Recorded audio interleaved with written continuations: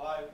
And we are the Coalition, loud and proud, outrage porn-free, civilly disobedient media broadcasting live on the worldwide Coalition Media Network here at the GoLocal Live Broadcast Center, 90 Way Boston Street, deep in the heart of the city we love, Providence, Rhode Island, the naked city, the city of 1,000 stories. Tonight we will tell a few. CoalitionRadio.us, Facebook.com/The Coalition Radio, on the mighty Twitter at Coalition_radio, and of course our all anti-billionaire baseball boys club Twitter feed, apolitical in nature, yeah right, at Pawtucket is home. A couple of very special guests this evening.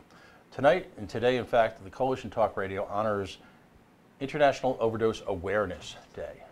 And in doing so, it's a continuation of the conversations that we've been having actually for a couple of years right now.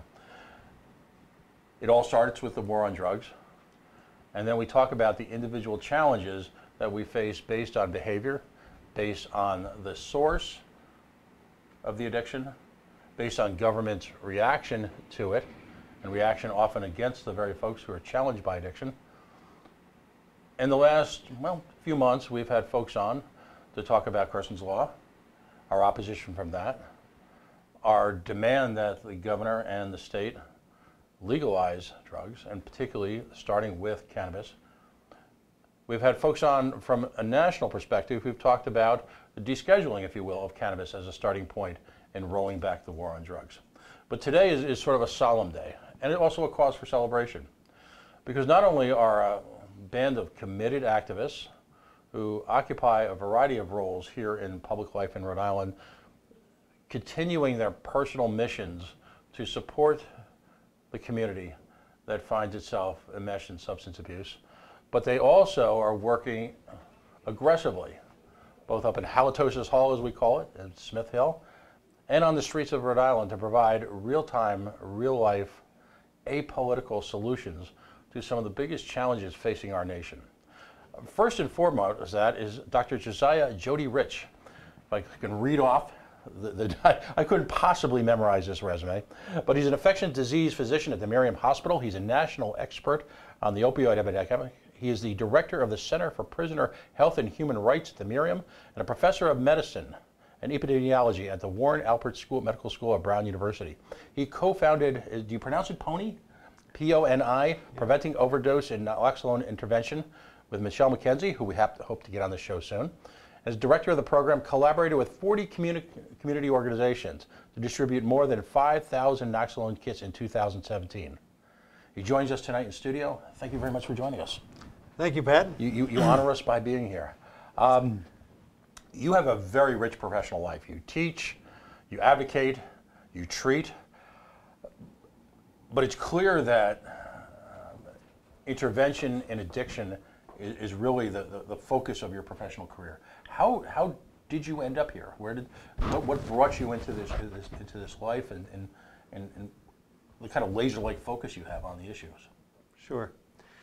Well, Pat, I trained in medical school and residency during the AIDS epidemic. Mm-hmm. And when I got out, I came to Rhode Island in 24 years ago, 94. And the AIDS epidemic was taking off. Had taken off. There were young people dying, horrible deaths. It was a real Holocaust, and it was an all hands on deck moment. Mm-hmm. And now I'm seeing a lot of parallels to that scenario. We have a lot of people dying prematurely. Mm-hmm. We have government scrambling, sometimes in the right direction, sometimes in the wrong direction. We have people impacted. But this epidemic is also different in many ways. But we have a lot of ignorance, a lot of stigma, a lot of fear, a lot of desperation. But I think, so my career trajectory, initially kind of started focusing on HIV and infectious diseases, and then drug use related to HIV. I kind of backed into drug use addiction. Right. And when Rhode Island is a bit unique in that we were one of only 4 states with more than half of the AIDS cases related to injection drug use. And that was because of a law that we had. We outlawed syringes. So a single syringe was possession was a felony offense punishable by 5 years imprisonment. Possession of heroin at the time was 3 years. And it wasn't a law in the books that nobody enforced. It was a law that was vigorously enforced. So in this cat and mouse game between the people, the cops and the people using drugs, the focus was on the syringes. So then somebody would go to a place to buy drugs. They would purchase the drugs. There would be a syringe there. They would take the syringe. They would use it. My God. And then they would leave it there because they didn't want to get caught with it. And the next person would come and do the same thing. So that really changed, that law changed behavior, which led to spread of bloodborne pathogens. Now, people back then injecting drugs, injecting heroin, and cocaine, are the two predominant ones here in Rhode Island, but they would routinely get picked up and arrested. You know, the majority of people who inject drugs get arrested at some point. And so the Department of Corrections set up a program of routine testing. There was a law mandating testing for sentenced prisoners. Rhode Island, we have both a prison and a jail, so everybody comes through the same door. So the medical director at that point set up a system where pretty much everybody got tested when they come in. Now that was, you know, perhaps controversial at the time, but it would have been hard to push that practice through in any other state at the time because it was viewed as stigmatizing to force people to get tested. But from a public health perspective, it was fantastic because it identified a whole bunch of people with HIV infection and allowed us to go in and treat them and get their partners tested and treated and link them up to treatment on the outside. So we did a lot of work there identifying people, developing model programs to get people into treatment after release. Now, you've set up and established a program through the Miriam where you, and you know, I've read the articles, you've taken medicine really to a whole new level. Your willingness to go to the ACI and engage in active medicine with one of the most challenging populations in this part of the country. Sure. How did that happen? How did that come to be? So, you know, I was out there. I've been out there. I've been at the ACI stands for Adult Correctional Institute. That's a local vernacular. And it's the Rhode Island Department of Corrections, Unified Prison and Jail. And I went there initially to take care of people with HIV and realized there was a whole lot of other medical problems. With HIV, we, you know, made diagnose, treat, link to treatment on the outside. Pretty straightforward public health stuff. And then I started looking around, well, there's a lot of HIV here, but there is also a lot of other diseases. And addiction is probably front and center. And you know, more than half of the people incarcerated in this country have some addiction issues, and that contributes to most of the criminal behaviors.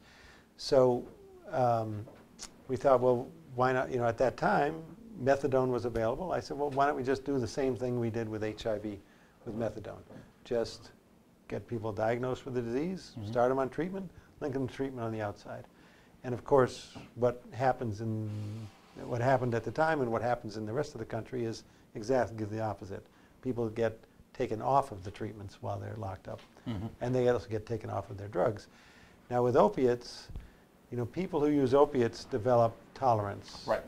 And so when you stop an opiate, they lose tolerance. That means tolerance means you need a higher and higher dose to get the same effect. Said another way, the more you use, the more you need to use. Right. So when you stop, and that develops in days to weeks. It also disappears in days to weeks if you stop using. So somebody can ramp up to a high level of use, and then as soon as they're released, they've lost their tolerance. If they go back to that high level of use, they're set up for overdose and death. Its fatalities are post-prison release. You've got an astonishingly level high level of fatalities. So fast forward, 20 years later, we've been working on this, trying to do it, and I naively thought, well, let's study this issue. Let's do some clinical trials. Let's write some grants, get some federal funding to study it. I've spent millions of dollars of federal monies randomizing hundreds and hundreds of patients to build up the evidence base to show what seems to be fairly intuitive, that if we have a treatment that works and you give it to somebody and you continue that treatment, that it'll continue to work. And this is the highest risk population at the highest risk time. So then fast forward, so I proceeded with this, here's the evidence base, come on guys, change the policy, and guess what? They didn't change the policy. So then we started working with the governor. Governor Raimondo, 2015, newly elected governor, interested in evidence-based approach, and so she established a task force to deal with overdose and had an expert-driven task force. So I was fortunate enough to be one of the experts, along with Tracy Green, Brandon Marshall, and others. And we put together a statewide strategic plan to focus on and now part of that, a major pillar of that plan, is the treatment of opiate addiction, what we now call opioid use disorder, which is to give people the medications that work. These are the most effective. 3 medications: methadone, buprenorphine, commonly known by its trade name Suboxone, and naltrexone, second-line agent, depot, an injectable known by its trade name Vivitrol. So if we roll out those 3 medications in this population, in the whole population, we identify people that have it, get them onto these medicines. And in fact, 20,000 Rhode Islanders, we estimated, had opioid use disorder, would benefit from getting on these medicines. And so we need to get those people onto treatment. So we need to expand treatment capacity and figure out where these people interact. So they interact in the healthcare system. They come into the emergency room, they overdose on the street, they come in for other issues and even unrelated issues. They get hospitalized, they come into the clinics, come into mental health clinics, come into drug treatment programs. We need to get those people over. But they also interact with the entire criminal justice system. Right, and the confusion here, as someone who's not an expert, but literally plays one on the radio, is that the Rhode Island government appears to be operating at cross purposes. Because on one hand, you've got the state task force doing cutting edge work nationally, recognized nationally as one of the leading groups of its type. And at the same time, you've got, and I'm not going to try to politicize tonight, but I have to point out, you've got an Attorney General's office that seems hell-bent, almost a jihad-like attack on the same community. So what's happening in that respect? Well, I would just point out that the Attorney General is an outlier in terms of their sort of deeper understanding of the problem and approaching evidence-based practices to address this problem. I mean, I've met with him countless times. I think he truly believes that getting people into the criminal justice system is a mechanism to get them off of drugs, to help them. I strongly disagree. The evidence doesn't promote that. And having been, met thousands of people over the years that have been impacted by this, I can tell you, this is a brain disease that changes people's behaviors. And we have effective treatment. People need recovery, and they need to, the best way to get into recovery from an opiate problem for the majority of people is to get onto these medications. So from a public health perspective, if we get people on these medicines, then their lives start to come back into line, they get into recovery, and they stop doing things that are harming themselves and others. Now, it's not just Rhode Island where we have this problem. If we take a step back, say, what has our major, where are we putting our resources? Where's our major effort to deal with addiction? It's the criminal justice system. It's the war on drugs. We're putting massive amounts of resources into that. And I can tell you, this disease is not going to change because you lock someone up. It's not going to change because you punish them. And you know, some people around the edges might, but this particular disease, opioid use disorder, people don't wake up and say, hey, I want to go use a whole bunch of heroin today, and I want to put myself at risk, and I want to do all the horrible things I need to do to continue doing that day in, day out. Mm-hmm. They don't want to do it. They don't, it's not a matter of choice when somebody's in withdrawal. They will do whatever they have to do to get out of withdrawal. Mm-hmm. And if that involves hurting someone, and if that involves breaking the law, they'll do that because their body, it's kind of like, you know, I think of our brain as we have our thinking brain up here, and then we have our primitive reptilian brain at the base of the skull. Mm-hmm. And that, you know, with our thinking brain, we think we're in charge of our body. I say, lift my arm up. Arm goes up. Put it down. Put it down. I'm in charge. Hold my breath. I hold my breath. But after a couple of minutes, my primitive brain, which is hardwired for survival, is going to come in and say, you know what? You had your fun. Get out of the driver's seat. We're going to breathe. Right. And I don't care if you're in a burning building and there's toxic fumes. I don't care if you're James Bond. You are going to breathe. And you don't have any control over it. So our primitive brain is the part of the brain that's diseased in this addiction, particularly with regard to withdrawal. So people will, at that point, you don't have a choice about whether to breathe or not. And at that point, when you're in withdrawal, you don't have a choice about whether to not do everything you possibly can to get an opiate. So you will do that. Now, if you're on the medicines, you don't need that. You don't have that. Medicines block you from getting high, but they also block you from getting into withdrawal. They keep you stabilized, and then you can work on your recovery.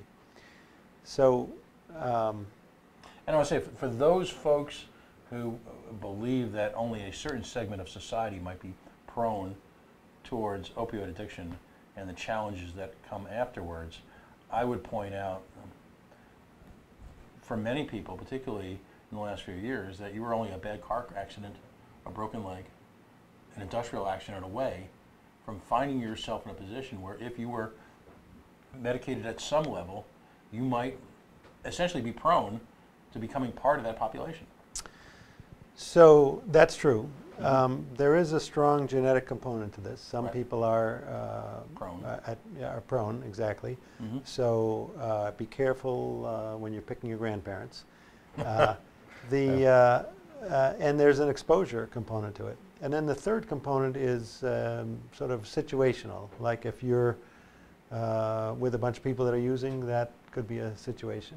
Another situation is if you were molested as a child and abused and told that, well, we don't believe you, you're lying, that never happened. And by the way, we don't talk about that, so don't talk about it. So and if it did happen, it's all your fault.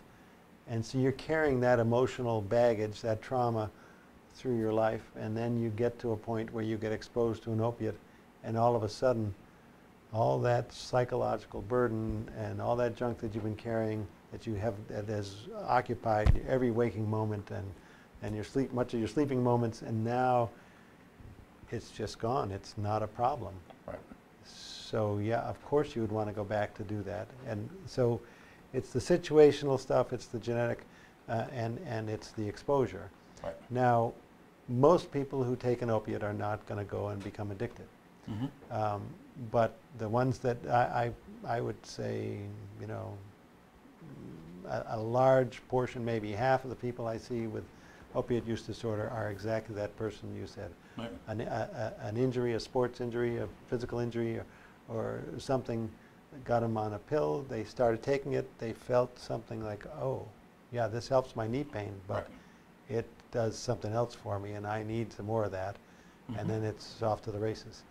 So, but our society's response to this, by investing in the criminal justice part of this, is really misguided, terribly expensive, and mostly ineffective. Now, this has been going on for generations. And I want to jump in for a second because you and I are old enough. We were probably in New York City right around the same time.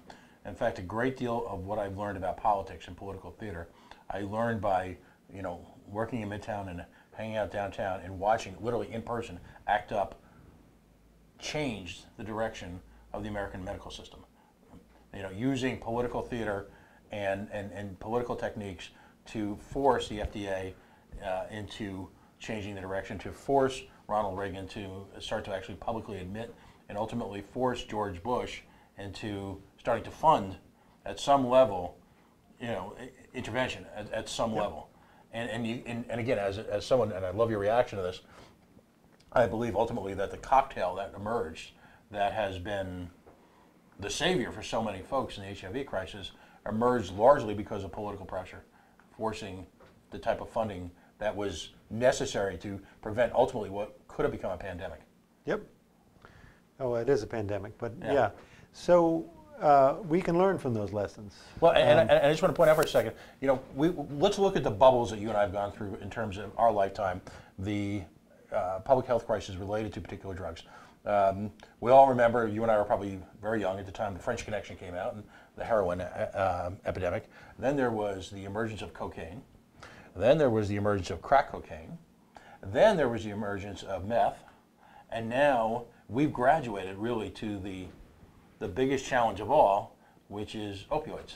Sure. And yet public, I'll say the public sector in terms of the criminal justice system continues, despite failures at every single level, with each of those crises during years of my lifetime, continues to pursue the same policies. Yeah. How is that possible?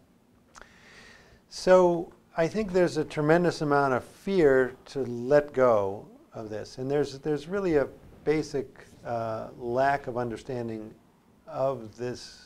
I'm talking about opiate use disorder, that this really is a disease that now. So when somebody has depression, everybody gets a little depressed sometimes, or they're in a situation they get blue. But the disease of depression is different. And you could say, well, come on, get out of bed, let's go. Right. Get up and move. Shake it off. Shake it off. Pull yourself up by your bootstraps and let's get going. It doesn't work that way. We have effective treatments that we give to people, and their lives get better. They can get treatment, they can get on with their lives. So we have to realize that this isn't somebody that just decided, hey, I think I want to become a drug addict, and I think I want to destroy my life and my family and end up overdosing or hurting other people. That's not the way it is. People get sucked into it. But once they're in it, we need to connect them to treatment. Now, there is a silver lining to this horrible epidemic. And let's take Rhode Island, for example. I mean, there's hardly a family in this state that has not been personally impacted. Right. Either a family member or a neighbor or a friend of a family member or a coworker's kid or a coworker. We all feel it. We all know it. So I think right now we have an opportunity to connect the dots, to say, this is a disease and we have effective treatment, and we need to get people into treatment. We need to do prevention. We need to get people, stop scaring people away from treatment and actually get them into treatment. Now, what the criminal justice system does, and the policing and the arresting people for possession of drugs, drives them away, scares them, scatters them. He drives it underground. So people, they're highly stigmatized in general, but in particular, they get jacked up by the criminal justice system, and it doesn't change anything. I had a patient who was addicted to opiates, got arrested, got a long sentence, was locked up in jail, went through withdrawal, and didn't use opiates while he was inside. People can use opiates inside. People can overdose inside. But he didn't, and he was there. And he was sitting around in the jailhouse playing cards with his buddies. And one of them said to him, hey man, remember that first time you got high, how great it felt? And the other one, another guy said, oh, I remember one time I got so high, I was really on top of the... They're telling these old war stories. And after a few minutes, they're playing cards. Now, every single one of these guys had had their lives turned upside down and really ruined by this disease, by using an opiate. They had plenty of reasons to never, ever use an opiate again. And within a few minutes, they start fidgeting and itching. Their nose are running. They got goosebumps. Their pupils are dilating. They are experiencing physiologic withdrawal. They weren't just faking, oh, I want to go get high. Their body was reacting to just a few, hadn't used in a year. Tickle a few images in their mind, and I guarantee you, if I had put some heroin on that table right there, they all would have used it right there without any concern about any consequences. And that's really the definition of addiction. Use despite harmful consequences. So they, that's the disease. When the wires in your brain are changed by this disease, and you don't, you can control it.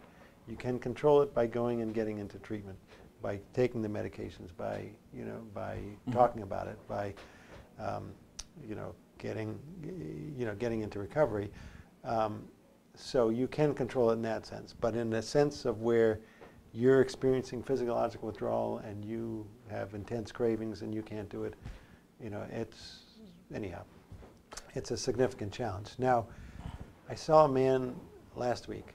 He had been addicted to heroin. He got onto buprenorphine, did well for a while, and then relapsed.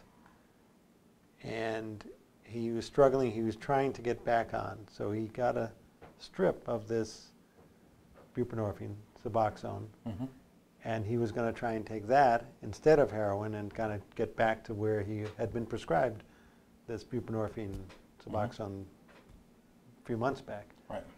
He got stopped by the cops, and they found this Suboxone on him and said, well, this wasn't prescribed to you. So this is controlled substance. You are in possession of a controlled substance, and that's a felony offense, and you get locked up for that. That's, to me, that's just absurd, because locking him up is not going to help him. Telling him, well, that's great that you're trying to do that. Can we give you a ride to your doctor's office? Or can we help you get, if we do, can we help you to get to what you want? An intervention instead of Can we encourage the right things? Whereas, when people get locked up, they lose their relationships get strained, their housing gets strained, their employment gets strained, their family gets strained. It is very disruptive, and if somebody's out doing bad things, but the outcomes are so much better, and it's so much cheaper if we can get them onto treatment. Because ultimately, the prison pipeline is circular in nature. Once you're trapped into that, your employability, your participation in society at large, whatever marital relations or family relations you may have that are involved at all in any sort of court proceedings become subject to the eradication of the support system that you desperately need to, in a sense, bring yourself out. Employment, family, employment, family, employment, family. And so you've got this circular logic going on at the governmental level. We're gonna burn it. Literally, it's an example. In order to save the village, we're gonna burn it.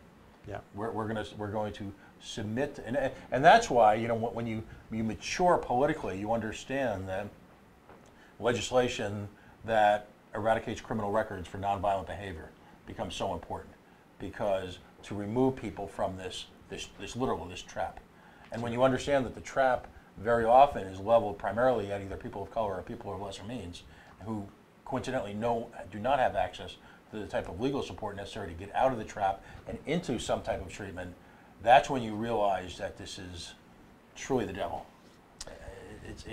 How often do you see successes in breaking out of that in the current criminal justice environment? It's very hard, and the racial disparities in our criminal justice system are stark. I mean, anybody can take a look at that and say, this is wrong. Right. This is just wrong, and it's shameful. I mean, I think our descendants will look back on this time and say, what were they thinking? Couldn't they tell how wrong this is? Now, I think there's a way out of this. And I think I'm seeing, the stars lining up to really help us. One of the things we did in Rhode Island, and Dr. Jennifer Clark is the medical director, and Governor Raimondo and the General Assembly funded a program at the Department of Corrections to offer these 3 medications to people coming through the criminal justice system. Dr. Clark said, this is the population I'm in charge of, and this is the #1 thing that's killing them. And so I'm not going to just sprinkle a little bit of one medicine or another medicine or continue the medicine, a few people lucky enough to be on the medicine before they get here. Right. I'm going to screen everybody coming through this door, and if they have this disease, I'm going to offer them the best possible treatment and make sure they have connection to treatment on the outside, make sure they have insurance, transportation, an appointment, and so forth. Now, when she did that, starting 2 years ago, in the first 6 to 12 months, there was a 60% drop in overdose deaths in people coming out of the prison. 60% drop, which is unbelievable. It's incredible, and it's not surprising to me because we already know these medicines work. We already know this is the highest risk population. We already know this is the highest risk time. Right. And so anything we can do is going to help that.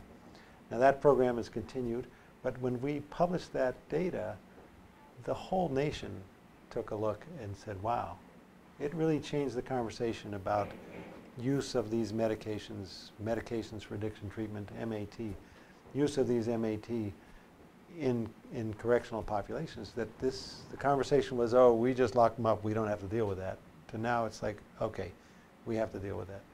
Has there been any studies yet in terms of recidivism as a function of this brighter landscape for people? So those studies are ongoing now, and we'll stay tuned. We'll do another hour on that soon.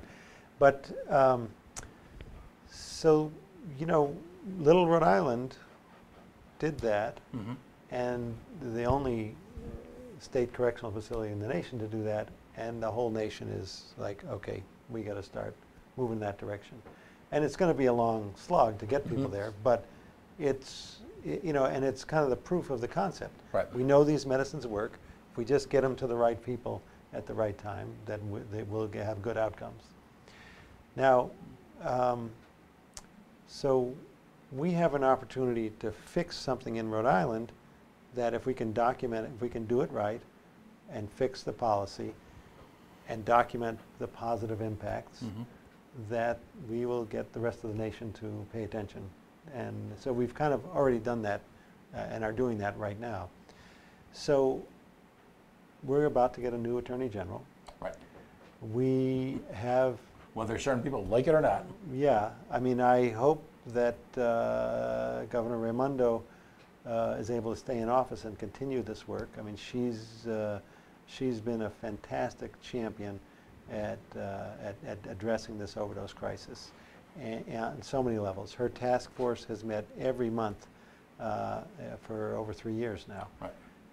And she has all of the critical key stakeholders there at every meeting, and the energy of that meeting is great, and the ideas are cutting across dimensions. And law enforcement is consistently there, except for the Attorney General, who's really been absent. But the hopefully incoming Attorney General has already spent a lot of time meeting with pretty much everybody in this and attended many of these task force. I mean, by all accounts, and correct me if I'm wrong, because I know I'm lapsing into the political briefly, and I can ask Anna Jane this later on. I believe Mr. Nerona attended briefly the formation of a political action committee that took place, and I was privileged to be at as well, just a couple of weeks ago.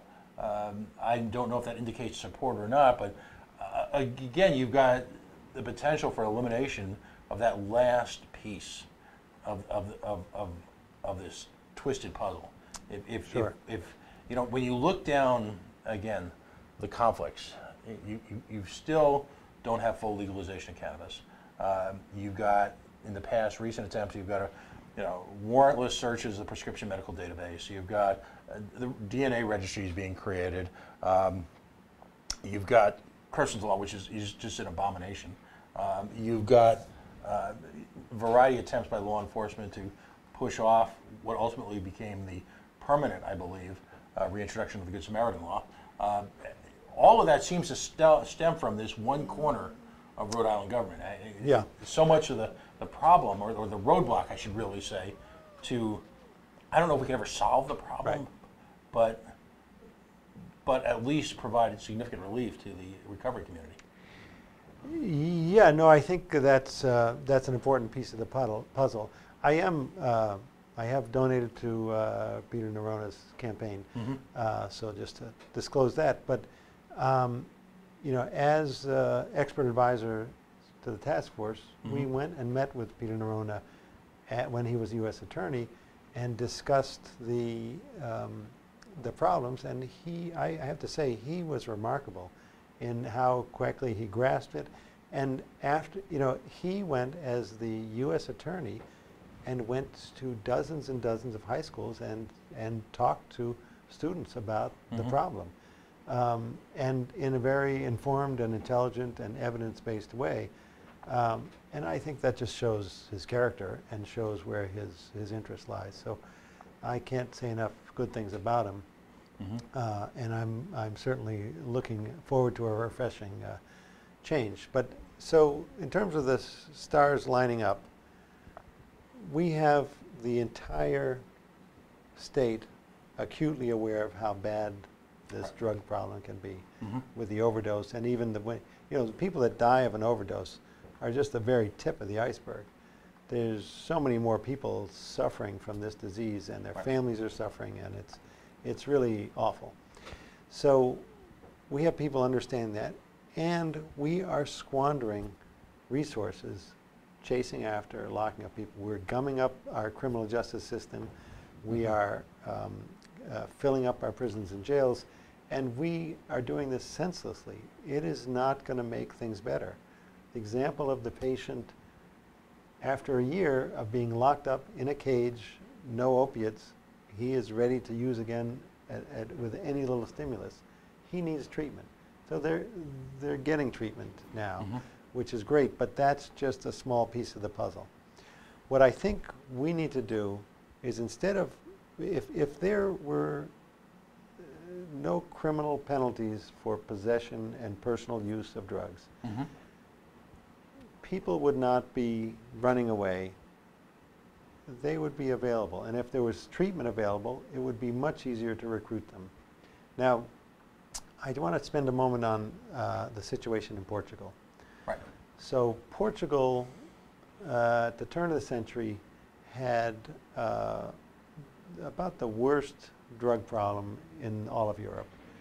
It had the highest rates of incarceration, highest rates of injection drug use related to HIV in all of Europe, and had a huge problem. And there was a lot of crime related to drug use.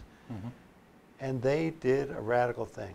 They did exactly that. They removed criminal penalties for personal use and possession. They still chase after drug dealers. You can't deal drugs. If you hurt someone, if you break another law, if you steal something, you are not let off the hook. But if you are just caught with drugs, you are not put into the criminal system. Right. There's still some coercion to get you into treatment. They expanded treatment, they expanded outreach, they expanded harm reduction services. And fast forward 18 years later, they have the lowest rate of incarceration in Europe. They have among the lowest rate of injection drug use related to HIV. And their drug use has gone down in the population. So that is a wake-up call to, wait a minute, we don't want people using drugs in society because they're harmful to themselves and others. And so if that's our strategy, and we criminalize and churn people through the criminal justice system, we are actually spending a lot of money to make the whole situation worse from a public health perspective. Absolutely. So then the question is, how do we get there? Well, we've got to, I think we've got to let people know about what happened in Portugal. That if people think like, oh my God, there's a terrible drug problem. We've got to hold on to what we have, and we have that they're illegal and that the police are going to deal with it. Well, if we let go of that, oh, the sky's going to fall. Well, they did that in Portugal, and the exact opposite happened. So we don't think the sky's going to fall if we do this. But we think we can reduce a lot of the terrible consequences of drug use, the overdose deaths, a lot of the other illegal behaviors. And of course, we'll need an alternative to incarceration. Somebody is out of control using drugs, we need some way to get them help. But this epidemic can be seen as a contagious disease because people need to generate revenue to continue their drug use. And you ask them, how do they get all this? I mean, they're spending $100, $200 a day on drugs. Like, how do you get all that money? There are some people that are able to work and kind of keep a lid on it. Yeah. But most people resort to one or a combination of three things. They either steal, they get involved in the sex trade, or they get involved in the drug trade. And some get involved in all three. Now, if I'm using every day and I have a supplier, and with opiate use, if you're using heroin, you take a dose, you have about 6 to 8 hours before you're going to need another dose. This is a 3-time-a-day medicine. You cannot just take a day off. You can't take a night off. You can't take a dose off, or you will be severely punished by severe withdrawal. So, imagine a street scene where you have, an alcoholic sitting there drinking out of a brown bag, crumped against the side of a building, and you have somebody else smoking cocaine and twittering. The person who's an opiate addict is going to be moving back and forth, hustling, scrambling, because the clock is ticking, and if they don't get their dose soon, they know what's coming. They know it's coming. So, I was on a roll there, and I lost my train of thought. But let's talk about the prohibition model. When we can go back to the Volstead Act at the turn of the 19th century, and see moving forward 120 plus years of constant attempts by government to prohibit behavior that they deem harmful. In your years of clinical experience, have you ever seen prohibition really work at any level? Yeah. So, no, absolutely not. I mean, we have we've outlawed marijuana, and we have rampant marijuana use. Right. We have and the data that I've seen so far, the states where it's legalized, it hasn't taken off. No, skies have not fallen. It is just there. People are using. They were using before, and now they're using. They're less involved in the criminal justice system. Involvement in the criminal justice system is generally not helpful to that individual, to the public health, to controlling this epidemic. So, I think we have an opportunity, a unique opportunity in Rhode Island, because if we get the right politicians in office, and they have the courage to really move this forward, I think that we can document some dramatic improvements. And because the other effect, let's take the prohibition model and break it down step by step. And we're being treated right now on Waybossa Street to this is delightful. Hordes of bikers of the bicycle type many involving small children, are driving up. It's kind of interesting. But again, the prohibition model. I mean, first off, by driving people to the streets to purchase cannabis, to purchase fill in the blanks, ultimately, what we've done in America, as opposed to the Volstead Act, where we, Chicago and New York City became notorious, and in gangster movies, Edward G. Robinson movies everywhere, about having stills set up and moonshine stills set up down south, and it became somewhat romanticized. But we all know, if you study history, it was a brutal period in American cities. I mean, the type of violence that you saw was akin to, shall we say, the crack cocaine wars that occurred in cities like New York in the 70s and 80s. What we've done now is we've effectively offshored our production. Yep. It's because of nature and the growing environment of a variety of issues. It takes place largely in Central America and Latin America. And as a result, the problems have become even more explosive, because now you're talking about rampant cases of narco-terrorism driving people across the border, public health issues all over the country because of that. Just as seriously, in the absence of a legitimate marketplace for substances that a certain percentage of the population is going to continue to use, all right, and this kind of leads into today's events. You've got rampant adulteration of street drugs, and fentanyl has become the other devil, if you will, in the year 2018. So you've got these synthetic drugs popping up. You've got marijuana and a variety of drugs being laced with fentanyl and other cheaper items to diffuse the drugs, but at the same time could be as or more dangerous to the user.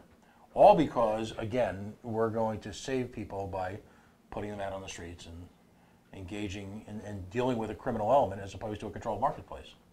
And the beauty of the marketplace, of course, is that, when was the last time, for example, you heard of someone being poisoned by alcohol, not because of overuse, but because of, well, they had a glass of vodka and the vodka was bad and it blinded them.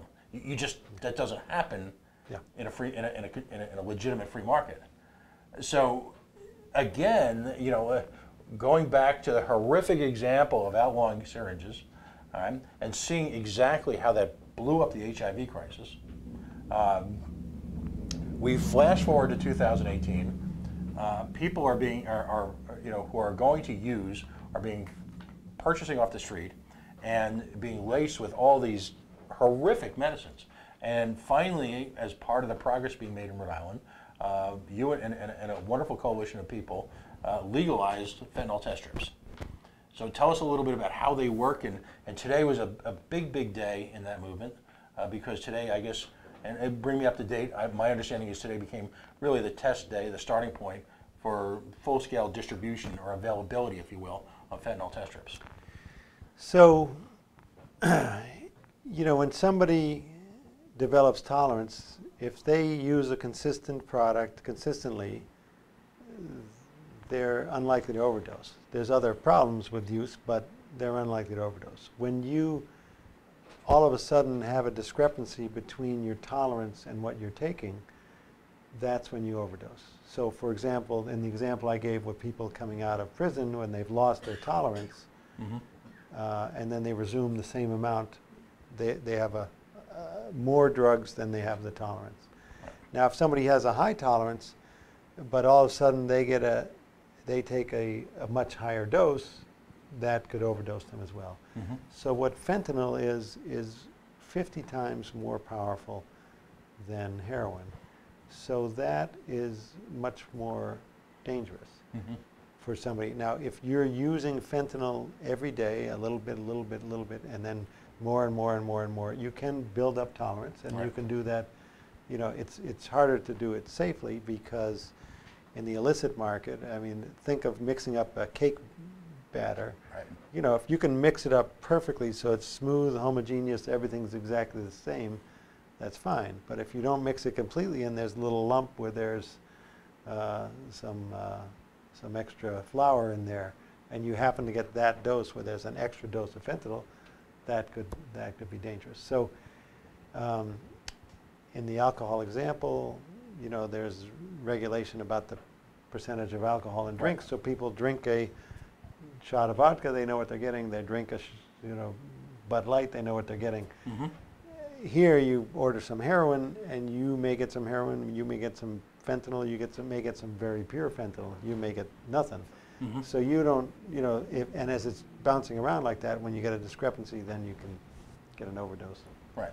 So how do these strips physically work? I mean, and how are they being distributed to the community? So the strips are, we've done surveys and asked people, well, what, would you like to know what you're using? And the people say absolutely.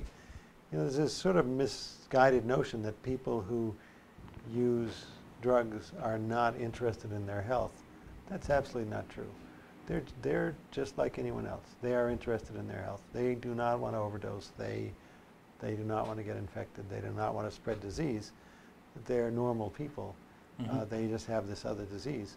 So so the test strips allow you to test. You can test your own urine, or you can test a little bit of your drug, Mm-hmm. and that will give you an indication whether there's fentanyl in it or not.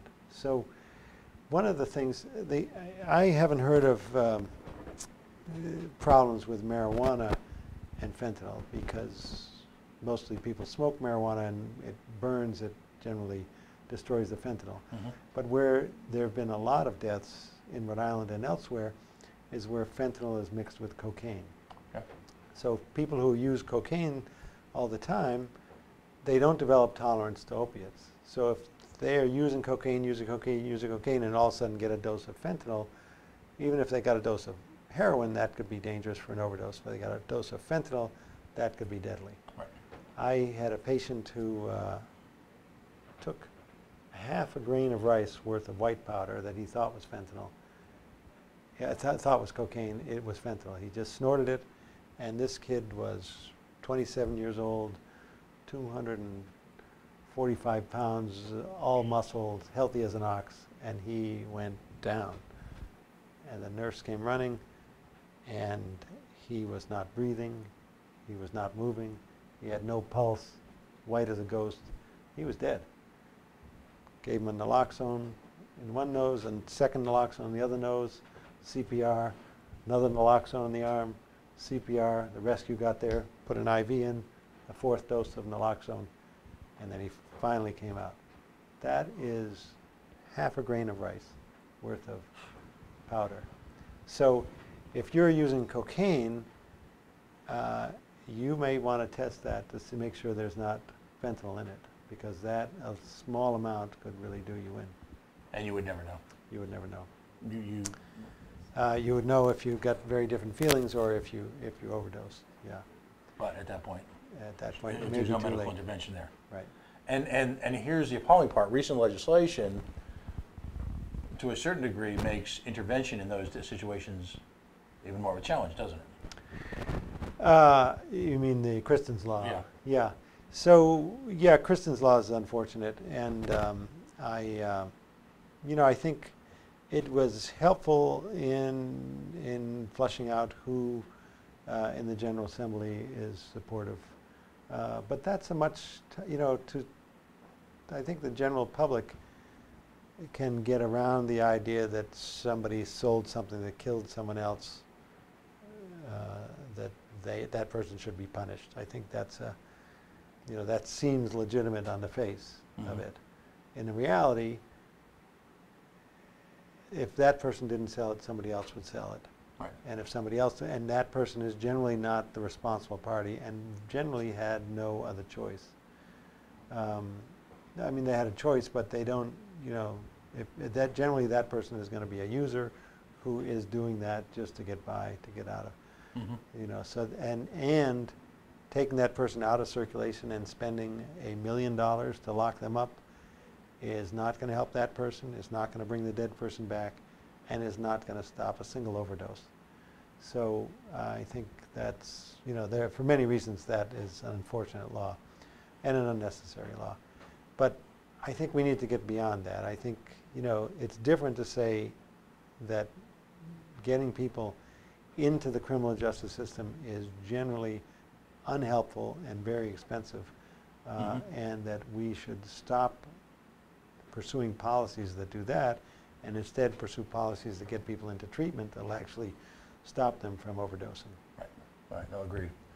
We've got a couple of minutes left. I wonder if you can take on, I think, if you're an activist like myself, who feels very strongly about these issues, perhaps the single biggest issue that we confront as activists in trying to get the government to engage in behavior which can lead to better outcomes as opposed to knee-jerk, reflexive, feel-good, let's lock them up, that'll solve the problem, these are bad people, we need to humiliate them and ruin their lives type of approach, is the question of whether this is planned abhorrent behavior or in fact if it's a disease. Because very often the folks that oppose us politically point out that it's human frailty and human weakness and bad character, and point to us who use the word disease as somehow we are excusing antisocial abhorrent behavior.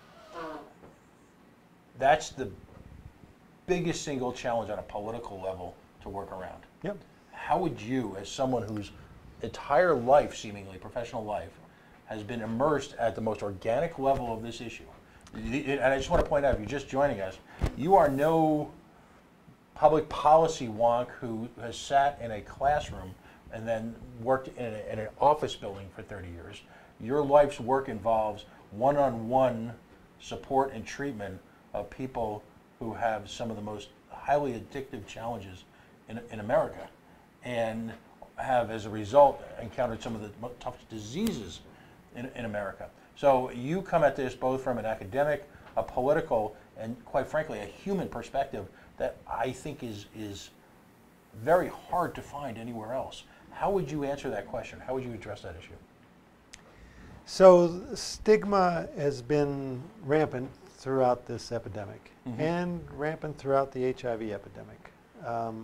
It comes out of ignorance, and lack of knowledge, lack of understanding. And I think, unfortunately, because so many people have been impacted, now we have an opportunity to try and overcome that. We are looking at trying to get people back into the workforce, to get their lives back together, to get them straightened out. And that's really what we need. We need people to understand this is a disease. We need to support people in their treatment. There's a sort of old school, antiquated notion that comes out of the AA movement, and I would just say that the recovery movement, the AA movement, the 12-step movement, I think it's great. It's helped many of my patients, saved many lives, been very comforting to many. But at the same time, they have this misdirected notion that you should not have medicines for addiction in your body. That somehow methadone, Suboxone, Vivitrol are bad, and therefore you shouldn't have them, because you should be able to get rid of your addiction just on your own. Through sheer strength of personality. Right. So they are opposed. They don't allow people who are on these medicines to talk about them. So if you've got addicted, you're in this, and people tell you got to go to a 12-step AA, NA meeting. You go to the meeting and nobody talks about buprenorphine, Suboxone, that could be life-saving. It could save you from walking out the door and overdosing and dying. And nobody in the meeting's talking about it. And many people in the meeting are on it, but the culture is you can't talk about it. So I think that is holding us back. So we need to educate the public that actually the most effective treatment we have are these medications. They're not perfect. It reminds me of Winston Churchill's quote about government. He said, democracy is the absolute worst form of government, except for all the rest. Right. And that's where we are with these treatments. They're not great. They have side effects, they have limitations, they have expenses, they have challenges, but they're the best thing we have, and they work. Right. So we need to get out. It used to be that methadone's been around the longest. It's that, in medicine we have treated that as the ugly stepchild that it's on the other side of the tracks in that dirty building, and we don't value the patients there, and we don't deal with it, and we don't take good care of those patients. That's got to stop. We have to bring this treatment into our society, into the medical culture, into the greater society, and really embrace it and support people on these medicines. Excellent. Okay. Dr. Rich, thank you so much for joining us. I can't wait to share this with the world, if you will. I don't know that I've found in doing this show for a number of years a more technical yet humane explanation of the issue and what we need at the same time, based on real life experience, what to do about it. I mean, what you and the study group and the recovery community and activists that constitute your movement have done is really create a roadmap that if we simply just kind of check our biases at the door, display perhaps a little bit of emotional maturity, and simply follow it, this has the potential to be sort of that break glass moment where we can radically improve the standard of living for a significant part of the Rhode Island community. And to that, I think we have nothing to you and to your organization but to say thank you. Thanks for coming out tonight. Really appreciate it. Yep.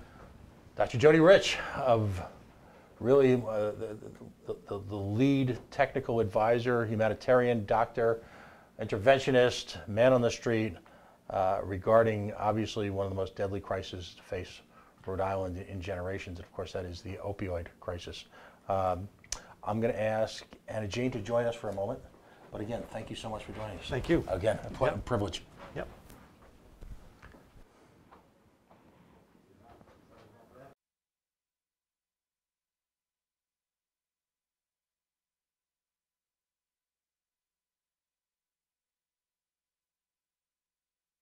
Watching the show for the last couple of months, she's no stranger to us. Protect Families First, as well as a active member, an activist, if you will, supporting a variety of efforts in the recovery community. Well, I just want to talk to her briefly about some troubling news this week, that her organization is co-signing along with the American Civil Liberties Union, as along with some significant veterans groups, to prohibit. Okay, again, this is the challenge here. Sometimes is to somehow maintain a straight face. All right, come on board. Somehow to maintain a straight face when government behavior flies so radically in the face of just fundamental common sense. Yeah. And first of all, thank you for your efforts tonight in getting Dr. Rich in. Stunning. Yeah, absolutely. Glad he could be here. To have someone like that of that caliber and also that humanity, Yeah. here in Rhode Island, we're blessed. Yeah. I wonder sometimes if folks realize how fortunate we have, despite all the challenges that we as activists face and some of the behaviors of state government, to have people like that providing that level of technical skill while at the same time being just that good a person. Yeah. And we'd be far poorer without him. So, anyway, I know you're involved in a lot of issues. First of all, it's tell us about the organization again that you're the executive director of. Yep. So I'm the executive director of a nonprofit called Protect Families First, which promotes drug policies and practices that actually support communities, right? So keep people alive, keep families together by not incarcerating people, and aim to end the war on drugs, because we know the war on drugs is not good for families or for anyone. Real. Yeah. And one can point towards a significant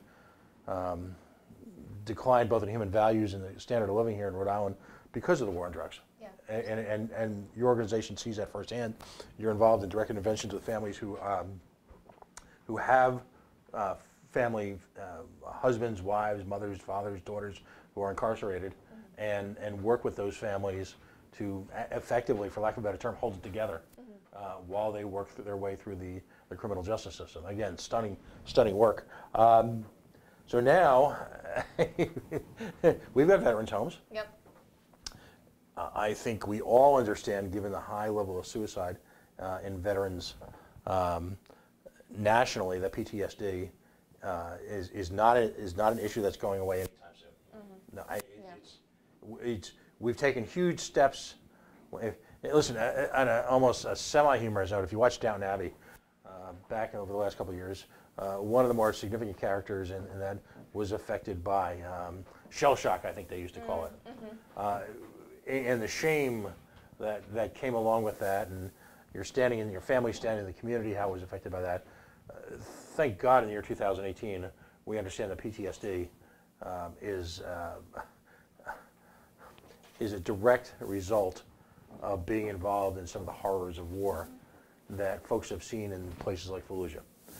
So now you've got veterans' homes who, in a state where medical cannabis has been legalized for a number of years, and it's one of the better programs in the nation, what has Health and Human Services, the same people who brought you UHIP, what are they saying right now? No go? Yeah, so they're saying that people who live in the veterans' home cannot use either medical cannabis or alcohol also. Just that is prohibited. Even though it is, PTSD is one of the conditions that medical cannabis has been in the state approved for. Right. Yeah. Now, we just spent an hour or so, and you guys have spent cumulatively thousands of hours and years explaining to people, that alternative pain regimens are an effective tool in the fight against the opioid epidemic. Absolutely. We need to give people options for their pain. And so, for the love of God, why would we take, arguably, and I say this carefully, when I use the term fragile, I mean medically. I don't, some of our nation's veterans, most of them have survived horrors, conditions, physically, mentally, that folks like me could never even pretend to understand. Yeah. So, particularly, horrific situations. Yeah. So when I use the term fragile, that's not at all an insult to their human spirit, because these people are warriors in the mental sense. Why would we want to take away an effective treatment, much of which has nothing to do with the THC, has nothing to do with it? Most of the delivery systems involve it's the CBD and the other components of medical cannabis. Is this state in the year again? You've got this. You and I are more political, so we can be. You've got this. Trying to be polite here. I'll use the term schizophrenia. The schizophrenic response to, on one hand, you've got an amazing perspective that this tax force is taking towards opioids. Yet at the same time, you've got the same state government, a different tentacle, if you will, reaching out and dealing in some of the misconceptions, the reefer madness, if you will, of 30 years ago. How is that possible? Yeah, I mean, I think that's a good point, and I think more generally we're sort of talking out of both sides of our mouth. Addiction is a disease. We need options for people's pain. Blah blah blah. Oh, but if you do this, we can put you in prison. And specifically, if you're a poor person, apparently, if you're a veteran, and if you're a person of color, then we can put you in prison. And we can't. Those realities do not align. Like, they are not the same reality, and we need to think about, like, we are at a juncture about, we need to think about what approach we're taking. And the evidence shows the public health approach and the alternative pain medications and giving people options is the approach that actually keeps people alive. Right. So this state has decided it's going to fly in the face of common sense, established medical fact, the tragically high suicide rate amongst veterans, particularly of the last two Gulf Wars. Yeah. And I mean, I understand that you and the ACLU and a prominent veterans cannabis rights group have gotten together for this. Yeah. What approach can be taken, or is it going to take public pressure? And what do we do? Yeah, so and I think it's a shame that if we aren't taking care of our veterans, who are we taking care of? Right. Like, these are people who have literally sacrificed their lives, presumably in the name of patriotism. So, like, how can feels unfair. It feels cruel. So the ACLU and a patients advocacy group and Protect Families first submitted public testimony in the process in which the DHS policy around the veterans home was up for public testimony. So we submitted that. I don't know where it goes from there. I think public pressure makes a lot of sense in terms of thinking about different approaches that go both within the system of the public testimony and also raising attention to this because, again, it could very much be swept under the rug. There's so many things. I mean, when I look back on just the last 2 or 3 years, this policy, warrantless searches of the prescription medical database, Yeah. Kerson's law. I mean, I have seen the enemy and he is us. Our own government is essentially engaging in wildly destructive techniques against their own populace. Yeah. And again, some of the most fragile amongst us. Yeah. There are elections coming up. Elections have ramifications, don't they? Yeah. I know that you are involved in a couple of different organizations. Is it fair to say that, generally speaking, in the run-up, particularly once we get post-primary, that you and other public policy groups are going to force politicians to come onto the record as to how they stand on these issues? Yeah, so I'm going to take off my nonprofit hat Right. and put on the more political hat. Cone of silence time. Yeah, just to keep them separate. Because you are Superwoman. So what we need when you visit, there's a handful of folks who come on the show that we need the little telephone booth here behind here, so you can go in and change. Go in and change. Okay? So I also work with a political action committee that really tries to bring these issues to the forefront. And full disclosure, I support that. Yes. Right. Thank you so much, Pat. And so we are trying to force this conversation because we found out that it is not about evidence-based policy. It is not about listening to the experts. It's about politics, right? And so we're trying to take a more political approach to that, to force a conversation about how the war on drugs has been a failure, and to bring to light these different issues that, again, especially in an election season, could just be, that's a little too controversial to talk about. So we are getting statements from candidates. We are talking with candidates, and trying to put this at the forefront. Right. Because ultimately, that's if they don't address the issues now, if they don't, and there are, sometimes folks like myself, I'm kind of a bomb thrower. We paint with too broad a brush. There are a number of folks up on Smith Hill who are brave, who are willing to take the road less traveled, who are willing to do the right thing regardless of the consequences sometimes.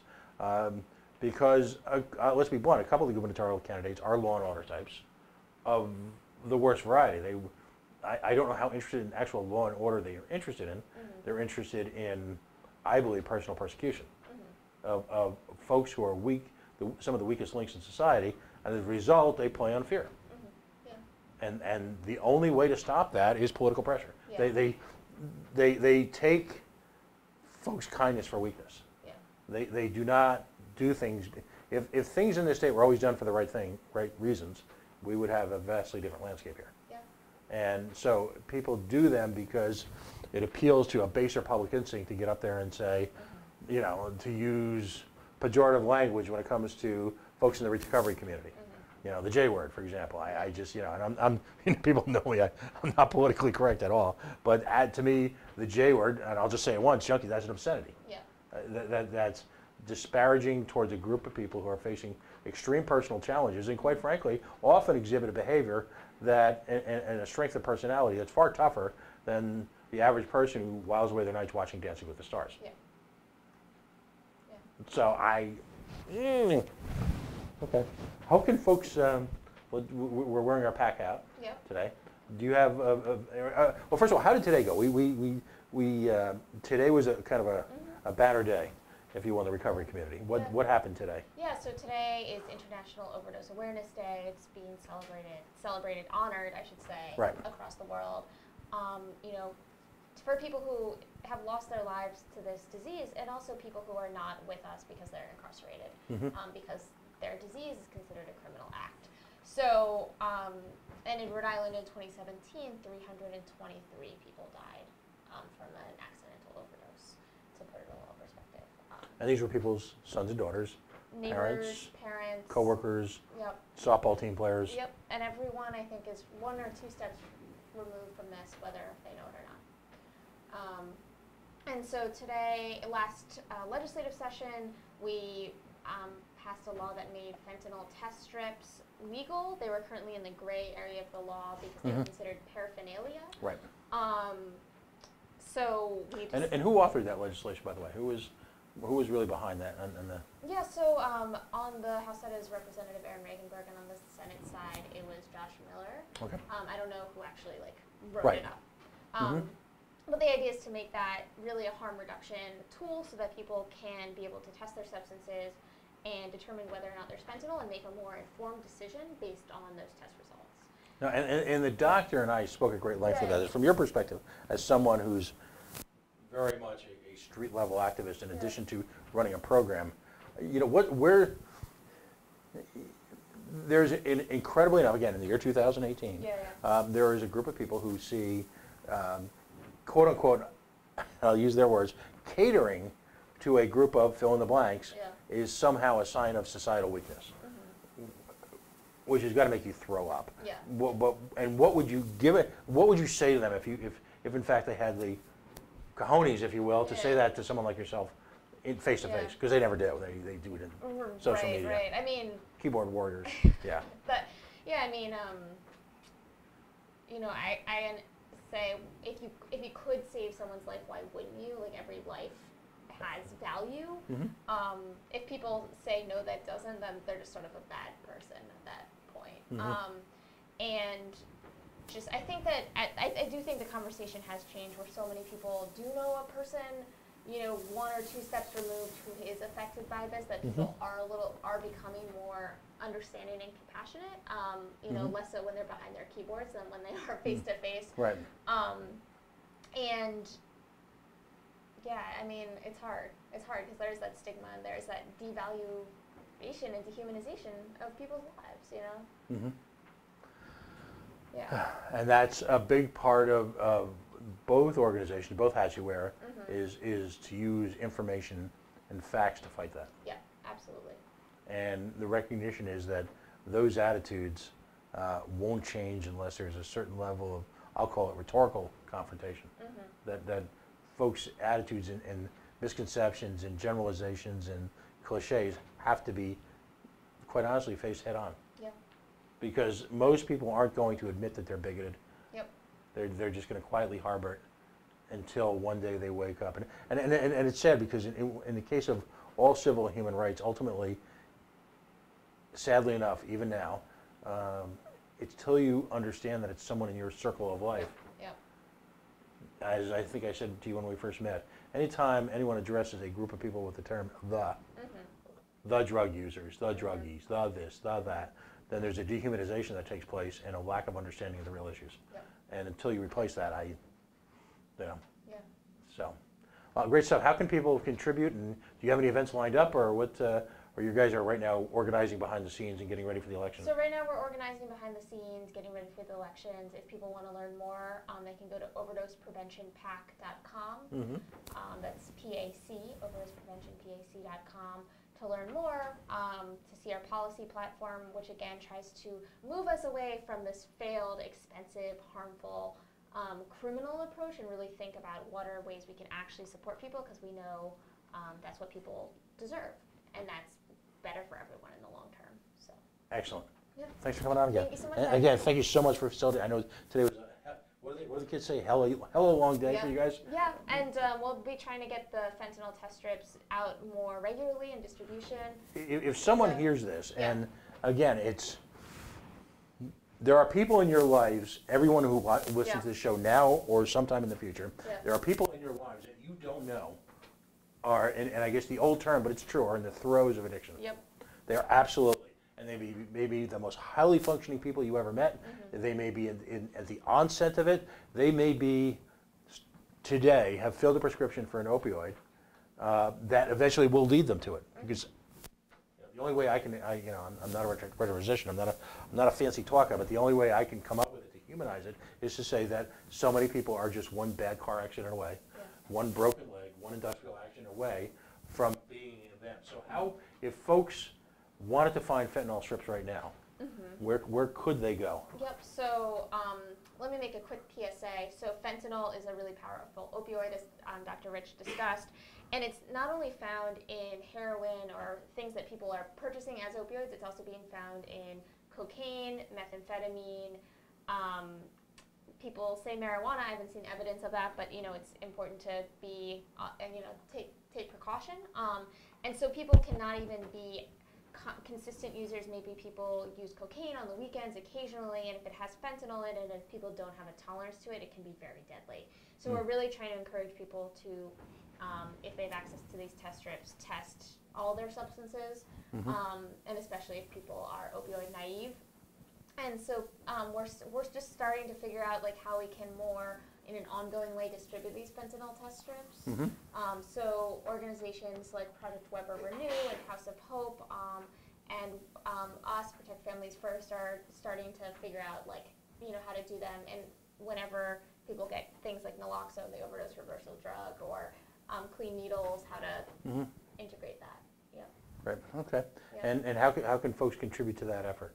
If they're because you're providing these at minimal cost, aren't you? We were giving them out for free. Wow. Okay. Yeah.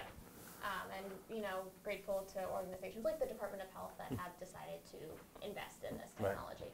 They're $1 a piece. Right. Yep. All right. Super. Yeah. Well, again, thanks for coming out, and I know you'll keep us apprised of what's going on, and we'll continue to do whatever we can to spread your good word. Yeah. I look forward to talking more about it. All right. See you again soon, folks. We're going to take a very quick break right now.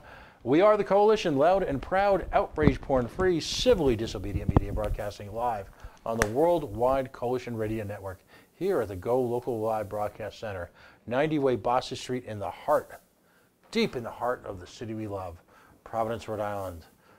The naked city, the city of 1,000 or more stories. We've told a couple tonight, and they're compelling, and we brought to you folks that I consider to be real-life superheroes. People whose life work centers around not their own personal gain, not their, listen, I'm not the consumer society. These are folks who are changing and saving lives. And joining us in the next segment is someone who's from an organization, well, quite frankly, that is been a long-term participant in rising people up. We've got folks here from the George Wiley Center, and we're going to talk about, well, their history, their purpose, electrical costs, an event that they've got coming up next week. Facebook.com/The Coalition Radio, on the mighty Twitter at Coalition_radio. The mothership, coalitionradio.us, and of course our all anti-billionaire baseball, all political Twitter feed at Protect His Home, because for some reason that issue doesn't seem like it'll ever go away. Folks, stay tuned. Literally, it's going to be a minute or two. We'll be right back.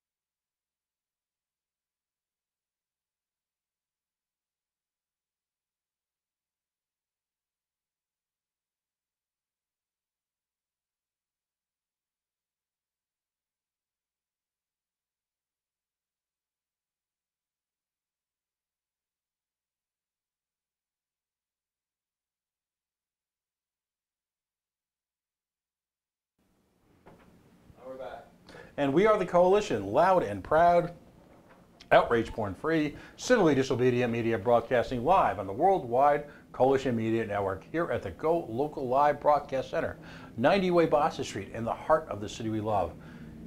The first feel of autumn is in the air tonight as the young folks at Brown, JWU, RISD, CCRI, PC, college kids are descending upon us en masse this weekend. So hang on. Tonight may be one of the last nights you can hang out in La Prave and be student free. That is if you're a lifer here like we are. But it's a wonderful evening to get out and sample Rhode Island. Listen, I was on Thayer Street last night. It is alive with the first signs of autumn and the youth moving back to Brown and RISD. A bigger part of our focus this evening obviously has been on some of the social issues facing Rhode Islanders, particularly those folks amongst the working and visibly poor. No organization embodies that really more than the George Wiley Center. Now, we're going to talk about its founding, its history, the recent passing, it's been about a year or so, of Henry Shelton, and we're going to talk about an event that's coming up this week, where Rhode Islanders really are starting to take charge of their own economic destiny. I'm a libertarian, so obviously I don't support big government. On the other hand, I do support the right of the consumer to organize and use whatever pressure they can to, quite frankly, improve the quality of their life and use, and possibly, are you ready for this? Force free market conditions into an electrical system that is operated largely as a monopoly and largely outside the laws of the marketplace. So we're going to turn the argument a little bit upside down tonight, but joining me really for the first time, I believe it's the first time you're here, is Camilo Viveris, hopefully I get that right, all right, of the George Wiley Center. Thank you for joining us tonight. Thank you so much for having us. All right. Tell us, so because of Mr. Shelton, for so many years, this organization has been sort of the fabric of Rhode Island. It's operated quietly in the background, changing lives, helping people, and yet I think not a lot of people really understand the history, the full purpose, the full range of programs that you afford folks in the community. So let's sort of start from scratch. How did we get here? First of all, George Wiley himself was, I believe, he was with the CORE, the Congress of Racial Equality. Did exactly. So George Wiley was a Rhode Islander from Warwick, and his father was in a letter carrier, and they were responsible for starting one of the first African-American newspapers here in Rhode Island. George then went on to college after going to URI to teach at Cornell. Wow. He had a aspiring career as a chemist, and then the civil rights movement really expanded, and he got involved as a field organizer with CORE, as you mentioned, and really built relationships with a lot of black women around the country. So as Jim Crow laws started to be struck down, the struggle for racial and economic justice was still to be continued. And he brought that to the forefront, and he worked with women around the country and co-founded the National Welfare Rights Organization. And that's really where Henry Shelton, the story begins, where Henry Shelton was a priest from Central Falls, and he got involved in this movement. He got some money from the diocese to do work around civil rights and anti-poverty organizing, and got involved in that welfare rights struggle. And they built a relationship of struggle and of solidarity. And when George Wiley passed away in his 40s, Henry brought together a group of people to continue that work, realizing that economic and racial justice, the struggle for that didn't end with the death of Martin Luther King, right? And so we continue that work. Henry is no longer with us physically, but there's not a day that goes by that someone doesn't come into the George Wiley Center, share a story. When we have our weekly utility sessions, we highlight how the Henry Shelton Act, how that came to be, and we have a picture on the wall of Henry in his walker, right? And we point to that picture and tell people how, despite his physical struggles, he was up at the State House lobbying right up until the end. And it takes full participation. you can get a lot done in a small state, even with a small group of people, dedicated people. And so, you know, we're proud of a lot of the victories we have accomplished over the years. Initially, when the George Wiley Center started in 1981, one of the early campaigns was universal breakfast programs around the state. And this was an issue where we were already paying for these programs, really. Like we were paying through federal taxes, and unfortunately, schools were not taking advantage of it. So for about a dozen years, parents around the state pushed their schools to say, let's take advantage of this. Let's make sure that our kids have access to universal breakfast programs. And it worked, you know. It took a while, and you know, something that seems common sense doesn't always make sense to other folks who are the decision makers. So that's where we come out of, right? Is bringing ordinary people together, asking us what makes sense, and then organizing around that. So, you know, we're very proud of some of the victories that we've won. Another one that we're the only state in the country, for example, that children under 2 are protected from shutoff. And how that came into being wasn't by hiring an outside expert that did a comparison of, you know, utility policy. How that happened was parents sitting around a table and saying, you know, my kids are being taken away from me because I can't afford my utilities. Utilities are getting shut off, and guess who pays for that, right? It's taxpayers. When someone's children are taken away, put into foster care, or when a senior's pushed into a nursing home because their lights are off, or somebody that has medical conditions is pushed into the hospital, we're in essence subsidizing, right? This corporate giant national grid. So with... By the way, just so, I won't ask you to, but we don't ever use the word national grid in this show. We use the word national greed. Okay. Yep. So sorry, Yeah. that's part of the show lingo. Sure. Yeah. Well, you know, okay, I'll you'll have to go back and do a soundbite there. You know, so that's just one example where parents came together and they said, you know, we think kids until they go to kindergarten age or first grade until they're age 6 should be protected, right? And that was the demand at the State House, and you know, you fight for what you want, and you know, you're lucky if you get what you need, right? And in this instance, we won the strongest infant protection in the country, right? Massachusetts has children under 1. Rhode Island it's the only state in the union that has children under 2. So, you know, those are the stories that we share. We have a picture of George Wiley. We talk about, you know, his leadership. And we try to really have a spirit where we look to each other, right? Because in the past, too many social movements were waiting for the next leader.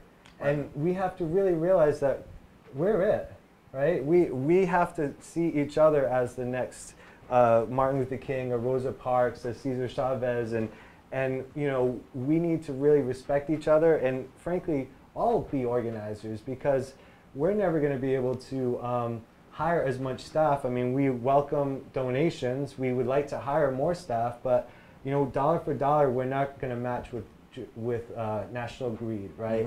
But people power wise, we greatly outnumber them.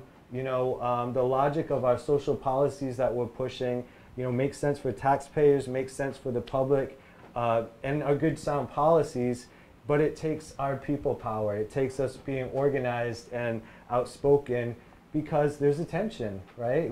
We know that utilities, they really have deep pockets, and they have some of our legislators' ears. So we have to make sure we're loud and clear about our needs, and make sure that in that cacophony of democracy that you know, the folks we're working with are heard. And it's an education process, and part of it is educating people, giving what I call economic literacy, right? Often we talk about financial literacy. The situation is, for Rhode Islanders, if you're on a low budget, if you're on a fixed income, whether you're on disability, a veteran, a senior, you could be paying up to 40–50% of your income on utilities, depending on, you know, your usage. And what we're saying is, you really, for folks that are privileged to have a more moderate income, they look at your bill and they think, oh, why aren't these folks paying their bills, right? Because they're not hit the same way. So it's about education. It's about really compassion and fairness, because I think even if people don't open their heart to the issue, if they think about it, like I said, who's subsidizing this? Who's subsidizing the consequences of these shutoffs? It's pretty clear. And then when you roll it back to, where is National Grid from, right? They're from the UK. You look at their portfolio, you look at their annual report, they're not shy about talking about their growth plan is in the United States. And why is that? It's because in the UK, there are more stringent consumer protections. And we're saying what's good for National Grid in the UK is good for us here. Let's start there. Let's make sure, we don't have to go back to fighting for independence from empires of corporations, right? That rule our democracy. That doesn't have a good ring to it. And we're still part of that. We're figuring out how can we, take government back in a way that actually makes sure that corporations don't run us instead of the other way around, people having a say. So, every week we have utility meetings at 6:30. We educate people about the programs that we've won. And more importantly, we talk about what we need to do to move forward, which the system is still broken. Even though we're proud of many programs, right now, because we don't have a percentage income payment plan, everyone is paying the same. So it doesn't make any sense. So, when that truck comes to shut off somebody that can't afford their bill, guess who's paying for it, right? It's other folks. That it makes no sense. So somebody now that could have afforded paying their a percentage of their income is completely shut off and is pushed into a crisis where, like I said, they could be pushed in the hospital, their kids could be taken away from them, they could, if they're elder, they could be pushed in a nursing home, right? So we need to really stop this crisis. Everyone is very concerned in the wintertime when there's a few trees that fall during a hurricane or a storm, and people are counting the hours, right, before their utilities are on. Every year in Rhode Island, we have economic crisis, a man-made, I would say, a man-made crisis, and there's names to the men, right, that have decided to perpetuate this. It's the COO, Tim Horan, and Mike Ryan, the CEO of Rhode Island National Grid.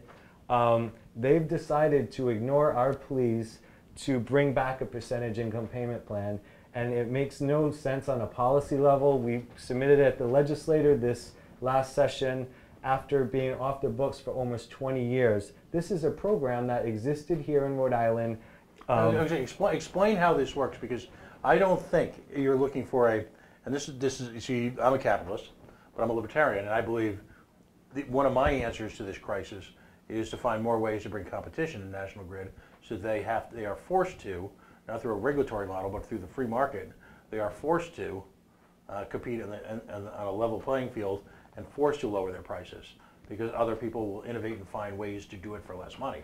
That's my line of thinking. But see, so you're effectively looking for folks who have lesser means, who have seen electrical bills skyrocket just like businesses have in the last few years. What you're looking for is essentially the payment plan, which is a full payment plan, by the way. People aren't asking for nothing.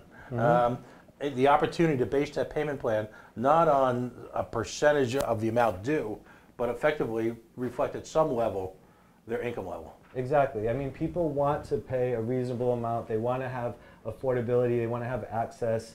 And we do believe that would be cost saving, in that it's going to save the taxpayers from subsidizing those social consequences that happen right now when folks are shut off and therefore unable to pay anything toward it, right? Mm-hmm. And so this policy, we were one of the first states in the country to have a percentage income payment plan in the late 80s. It was around for about 6 years, and unfortunately it was phased out. So there are folks around that were with Narragansett Gas and Electric that, worked on it, right? And that there were people here in Rhode Island at the time, I think it was Chafee was mayor of Warwick, and that was the first pilot program, Warwick, and then it spread across the state.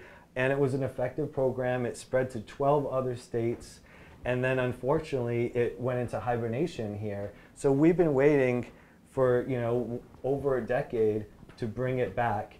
And to think of the millions of dollars, right, that people on on fixed incomes, low-income households have been subsidizing to really just benefit mostly, a out-of-country, right, entity to make $4 to $6 billion a year.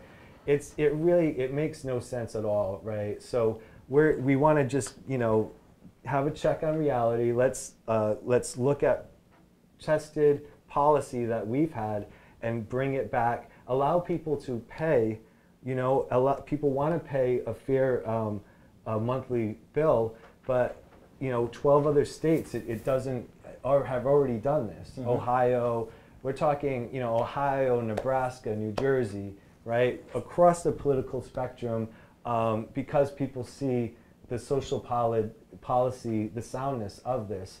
And some of the arguments, unfortunately, that are facile and not really sound, that National Grid has come up with is saying, that they don't literally, I have a letter here from Tim Horan saying that they don't believe in percentage income payment plan. Well, unfortunately, I hope they do a little research and have a kind of call to faith, because they can look at New Jersey, where they have business there, has a percentage income payment plan. Maine has a percentage income payment plan. Vermont has one, right? And so, and let's talk about the real cost, because what happens is when you, and I think the saying is, there but for the grace of God go I. One of the things we try to do on this show is portray the frailty of the human condition. A job loss, a serious illness, an accident, a foreclosure. Once you're shut off and you owe, let's just say hypothetically, because I'm not an expert at these numbers, and you guys, and one of the things I want to ask about is how you guys ended up in the, I don't want to call it a niche, because it's so important to the average individual, but let's just say you've got a balance of $500, you've been shut off by the greed, okay?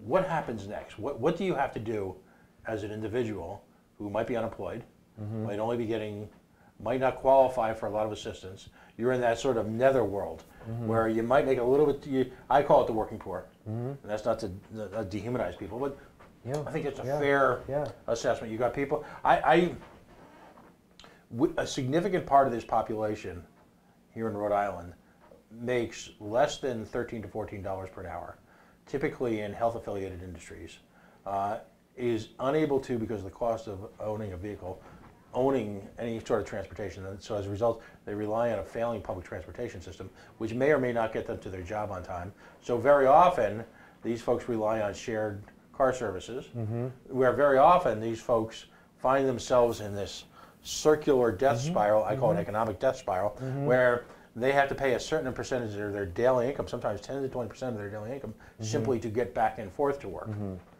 Yeah, I mean, so what happens when you owe? So all of a sudden, you get your hours cut. Yep. You're working at a job where you might be only making $10, $11, $12, $13 an hour. You get your hours cut, and you miss a couple of bills, and then all of a sudden, rut-row, you get turned off. So what happens then? Well, what happens right now is that it's a punitive system. So when you're shut off, the tier, your tier forces you to pay a higher percentage. So if you've been shut off, one time, maybe they'll ask 50%. If you've been shut off 2 times, they might ask 100%. So it's illogical. It's punitive. The idea is that if you punish the poor, somehow more money is going to flow into their pockets. It's a magical thing. Rather than, really, and we see this every day, and it's, people come in and they blame themselves. This is tearing apart families, not only in the ways that I talked about, but emotionally, because people blame themselves, right? They come to our meetings and they are ashamed to share their bills. because people want to be able to pay their bills. They, where people are trying their best to be responsible, and it's not until we explain the policies that have created this dilemma, this catastrophe, that all of a sudden folks feel like there's hope, right? And there's some programs that we've won that we're proud of, and people should invite anyone that's having issues to our weekly Wednesday meetings.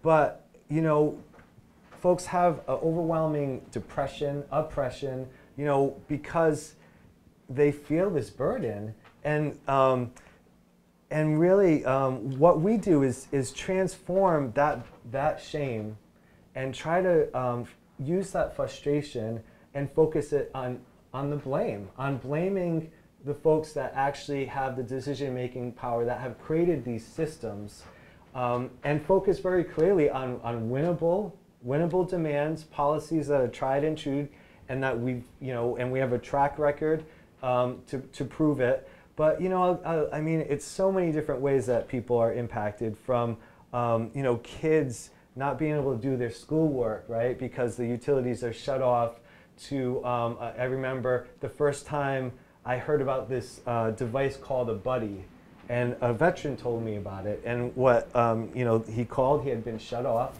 and this device is called a buddy, and it's a suicide prevention device, right? And he was suffering post-traumatic stress disorder. And the way it works is this device called a buddy, you have it plugged in, and if the device is unplugged, then it automatically triggers an alert that this person that is potentially suicidal. So this person was shut off, and was understandably very alarmed about it, right? And since then, we've sued National Grid, and 7,000 people are protected, right, that have medical conditions. Another story that comes to mind was a gentleman who had lived through the station nightclub fire, yeah.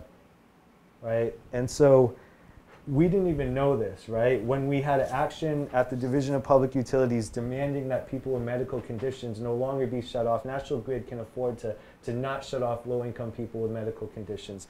They can do that. They didn't do it. For 10 years, it started with Henry Shelton petitioning, taking action. Finally, we sued them a few years ago, and they relented. We had to take it to the Superior Court. But this gentleman came to our action, because he was disabled. And, we said, does anyone have anything to say? And, elderly people with a variety of different health issues spoke up. And he came to the mic and talked about how the darkness, the darkness, what that meant to him, the memories it brought back to him as somebody that experienced darkness in that tragic event, right? I think of another woman who was protected for 10 years, and National Grid decided to petition to shut her up after 10 years. And this person was taking care of her father. They were going through foreclosure, and she had a heart ailment that was getting worse. She had serious depression, and I remember going to a hearing at the Division of Public Utilities, where the division, hearing officer was there, and National Grid was there, and this woman, eloquently saying, "Are you trying to kill me?" Literally, because she felt like why would they do this after 10 years in her health condition worsening, right? So these are the type of atrocious situations that we hear every day. Right. And when you get your bill, there's a list of protections, and everything seems fine until you're in that situation, like you said. And then you realize, you have to fight for these protections. Even the ones that we've won, we have to monitor the customer service, right? And make sure that people aren't being misinformed. And there's a lot of people living in fear, right? That they come to the George Wiley Center. I mean, just today, we heard from people, and we fought for Fridays for them not to shut people off, so they'd have more time to get turned back on before the weekend, right? And that was one of our victories. So just something as simple as that, right? Folks calling the George Wiley Center on a Friday and telling them, no, no one's going to shut you off today. You can call the day after the day after, educating people about your rights, and most importantly, transforming someone that feels shut out, right? Because they've been shut off, they feel isolated, they feel like their voice is useless, and explaining how wave after wave, you know, we've been the fuel, the most vulnerable, the people that are told they're you know, not smart enough, right, to talk to a legislator, or they're not a lawyer, or they're not an expert. You know, every day we're talking to experts on these issues. And the experts from our perspective are people who have lived through these tragedies, and they need to, you know, be heard. And we need to make sure legislators know very well when they decide to put more weight on what they hear from a lobbyist from National Grid versus their constituents. That's not only not ethical, it's not a good idea, right? There's some close elections coming up, and you know, National Grid has their fingerprints on some of those campaigns, and you know, people, this is a vibrant issue. Our action next Saturday, you know, last year we went to Waterfire because we noticed that, not because we don't like Waterfire, everyone loves Waterfire. Waterfire isn't the target here, but we noticed National Grid was sponsoring it. We did research, figured out that they pay over $65,000 to sponsor Waterfire. And you know, we want people to sponsor Waterfire, but we don't want our money, right, to go toward making them look good, right? The insult, they have a charging station that they set up for people's cell phones. And you know, some of our members at the George Wiley Center said, you know, I need to bring my phone to that charging station because National Grid shut me off, right? So we had a powerful experience last year because the public is sympathetic. When you get the word out, people are shocked if they're not facing it immediately. Right. They don't want to have a state that doesn't care about people that have medical conditions, the elderly, veterans, folks on fixed incomes. People care about the issues, so we, you know, did public awareness, collected petition signatures for the percentage income payment plan, and yes, we did stand outside the booth of National Grid. You know, not to attack the workers, right? We know we all are going to need utilities, right? We support utility workers. Right now, utility workers in Massachusetts are being locked out by National Grid, and they're going to be there next Saturday with us. Because National Grid, they're attacking the consumers, they're attacking their own workers, on the environment, on every front, right? So it's catching up to them. Last year, it was George Wiley Center, you know, a small crew of folks there. We went around, collected petition signatures, we went in the photo booth, you know, we spoke out. You know, they called the police on us. The police escorted us out. We continue to educate the public, right?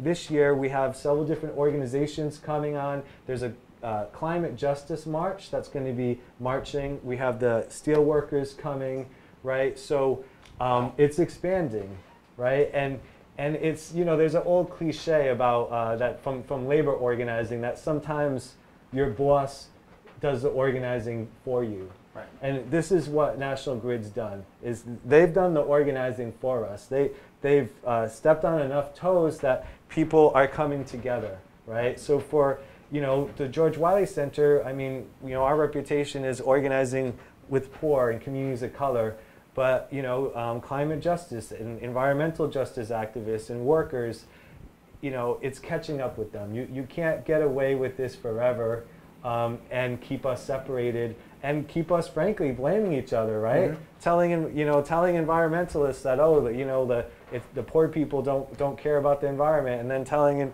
you know, vice versa, trying to do the divide and conquer. It's not working. Using hate to divide people. Yeah, it's not working. We've come together. We know that, you know, in states, you know, no more liberal than, you know, Ohio, Nevada, right? This is a bipartisan issue that just makes sense. Right. And you know, what happens is sometimes they try to marginalize us at the state house as the outsiders, but you know, National Grid's the outsiders. They're from the UK, and we need to have sound policy, bring back a percentage income payment plan, and they need to explain to us why it doesn't make sense. No more back, room deals where the George Wiley Center is called in after the meeting. We show up. I remember the last meeting, we had at the State House where Henry came with me, and he was in a wheelchair, and everyone magically was already there before us. Right? And it was already, the deal was done, right? None of that. No more. We're demanding what we deserve. We're demanding what the taxpayers deserve. We can't afford to subsidize National Grid anymore. And even if, I hope people do care about the social consequences, because these are our families, these are our neighbors, these are our loved ones. But even if people don't care, frankly, if they do the math, the math doesn't come out, right? We need to have a percentage income payment plan, allow for people to pay a reasonable amount so they're not shut off. We're not wasting money shutting people off, pushing them further to the margins, picking up the bill when all these expenses are thrust upon the taxpayers. And as long as that myth is at the State House, where people are told, legislators are convinced, well, it's too risky. How much is it going to cost? What we're talking about for the percentage income payment plan is not going to cost the taxpayers.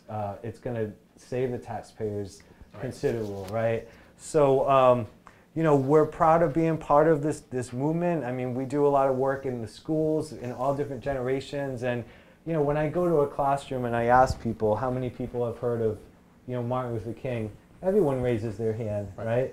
And we've won a lot of victories, social movements and the civil rights movement in this country, but people see it at a distance, right? A distance historically, a distance that's not me.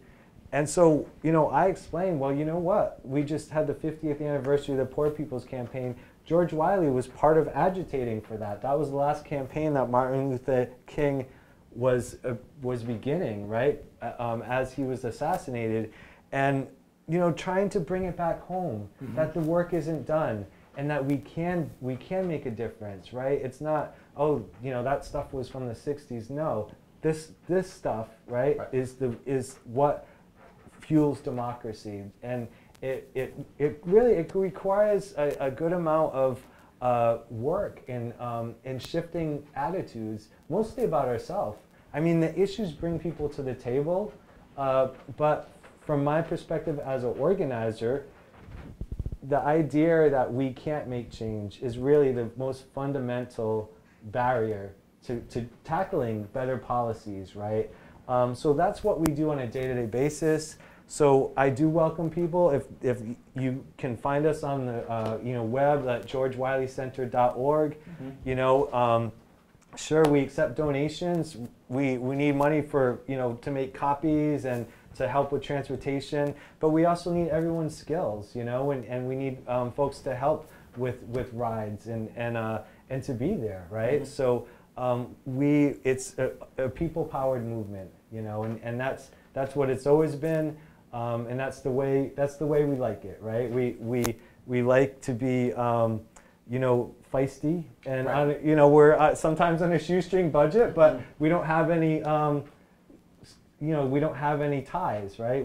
Our hands are not tied. We're not trying to, get so big that we start having to wonder if we've lost the path, right? So the George Wiley Center, during his sermon at his funeral, Father Ray Tetwood referred to Henry Shelton as the grandfather of community organizing. So it's a real privilege to work there. We this summer we had a student that was archiving some of his papers, right? So almost 4 decades of papers, and I found out about so many different struggles from the past.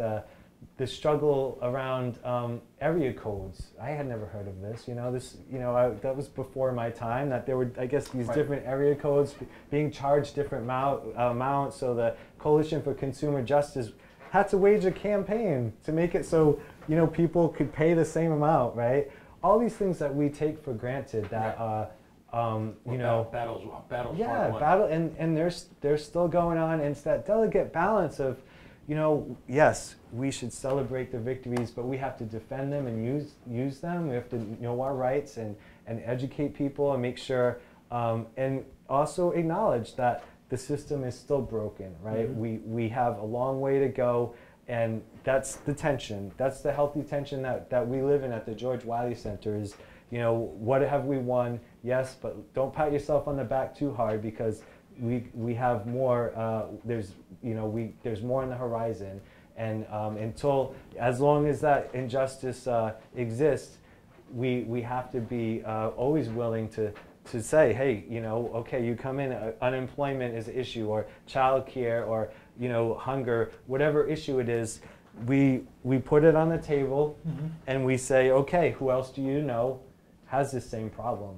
And those are the seeds. Those are the questions that are the seeds to organizing and social movements. And you know, we're proud of everything we've accomplished, but we also want to acknowledge that it's always taken a lot of different organizations. It's taken a lot of different people from all sorts of different backgrounds. And you know, the minute we think we can do it alone, we've hit a dead end, right? So we're also proud of the groups that have spun off.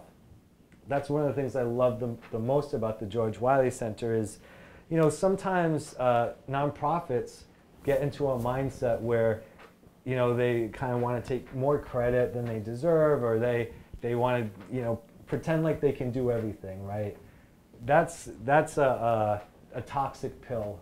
You know, that's a poison to social movements, because the minute you do that, you know, you're putting salt in the fields, right? And the George Wiley Center, you know, I got involved after Henry had a stroke, and so I was recruited, and you know, I knew the stories. I remember the first time I went to the George Wiley Center when I was doing tenant organizing, and you know, there was the Gray Panthers, there was a tenant organizing project, there was this, you know, it was what we call now intersectional, right? People were working on many different issues, you know, and folks, it spun off. I mean, over the years, different groups from the Gray Panthers to Parents for Progress, and you know, there were disability rights organizations and immigrant rights organizations, and you know, that's one of the things I love the most is that, you know, we have an open door. If somebody has a issue, economic justice, racial justice, social justice, come and you have a space, and you know, we will cheer you on, coach you if you need some support, but we'll also we're not going to do things for anyone, right? Because everyone is an active participant, and that's the only hope we have, is that everyone become an organizer, and people, you know, look at themselves and say, well, how much do I really care about this, right? It's not about a couple paid staff to go and convince legislators. No, that's not going to work. Politicians, no, they look at, you know, they look at who's voting. It has to be constituents. It has to be their constituents that are voters that are there telling their stories, and that's the hope that we have. And you know, it's really it's a privilege to have that work, because as an organizer, it's ordinary people that give me hope, right? Whenever I'm feeling a little tired, you know, they always inspire me, because you know, if you're at the George Wiley Center a few minutes, you think you've heard the worst story, the most tragic story, and you know, keep your ears open, because somebody could walk in and, you know, the person that was saying, you know, nobody's out there helping me, I'm dissolute, they'll be inspired by the next person that you know, comes in and shares their story. So if folks can join us next Saturday, September 8th, we're going to be meeting in front of the Superior Court, the Memorial Monument there at 5:30.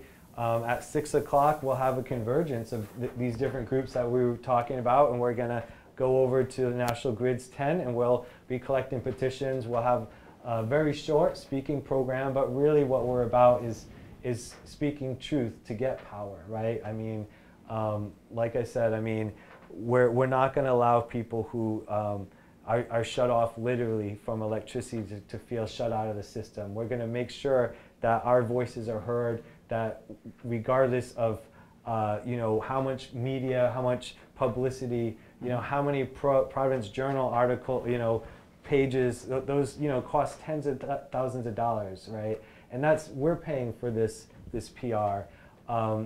So enough is enough, stop wasting our money, right?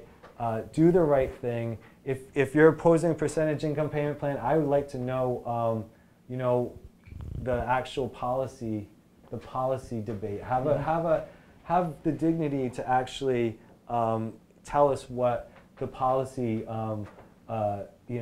contrast or opposition to it. And we haven't really heard that. So, they can agree to this, and we can implement it very quickly without having to even deal with the legislator.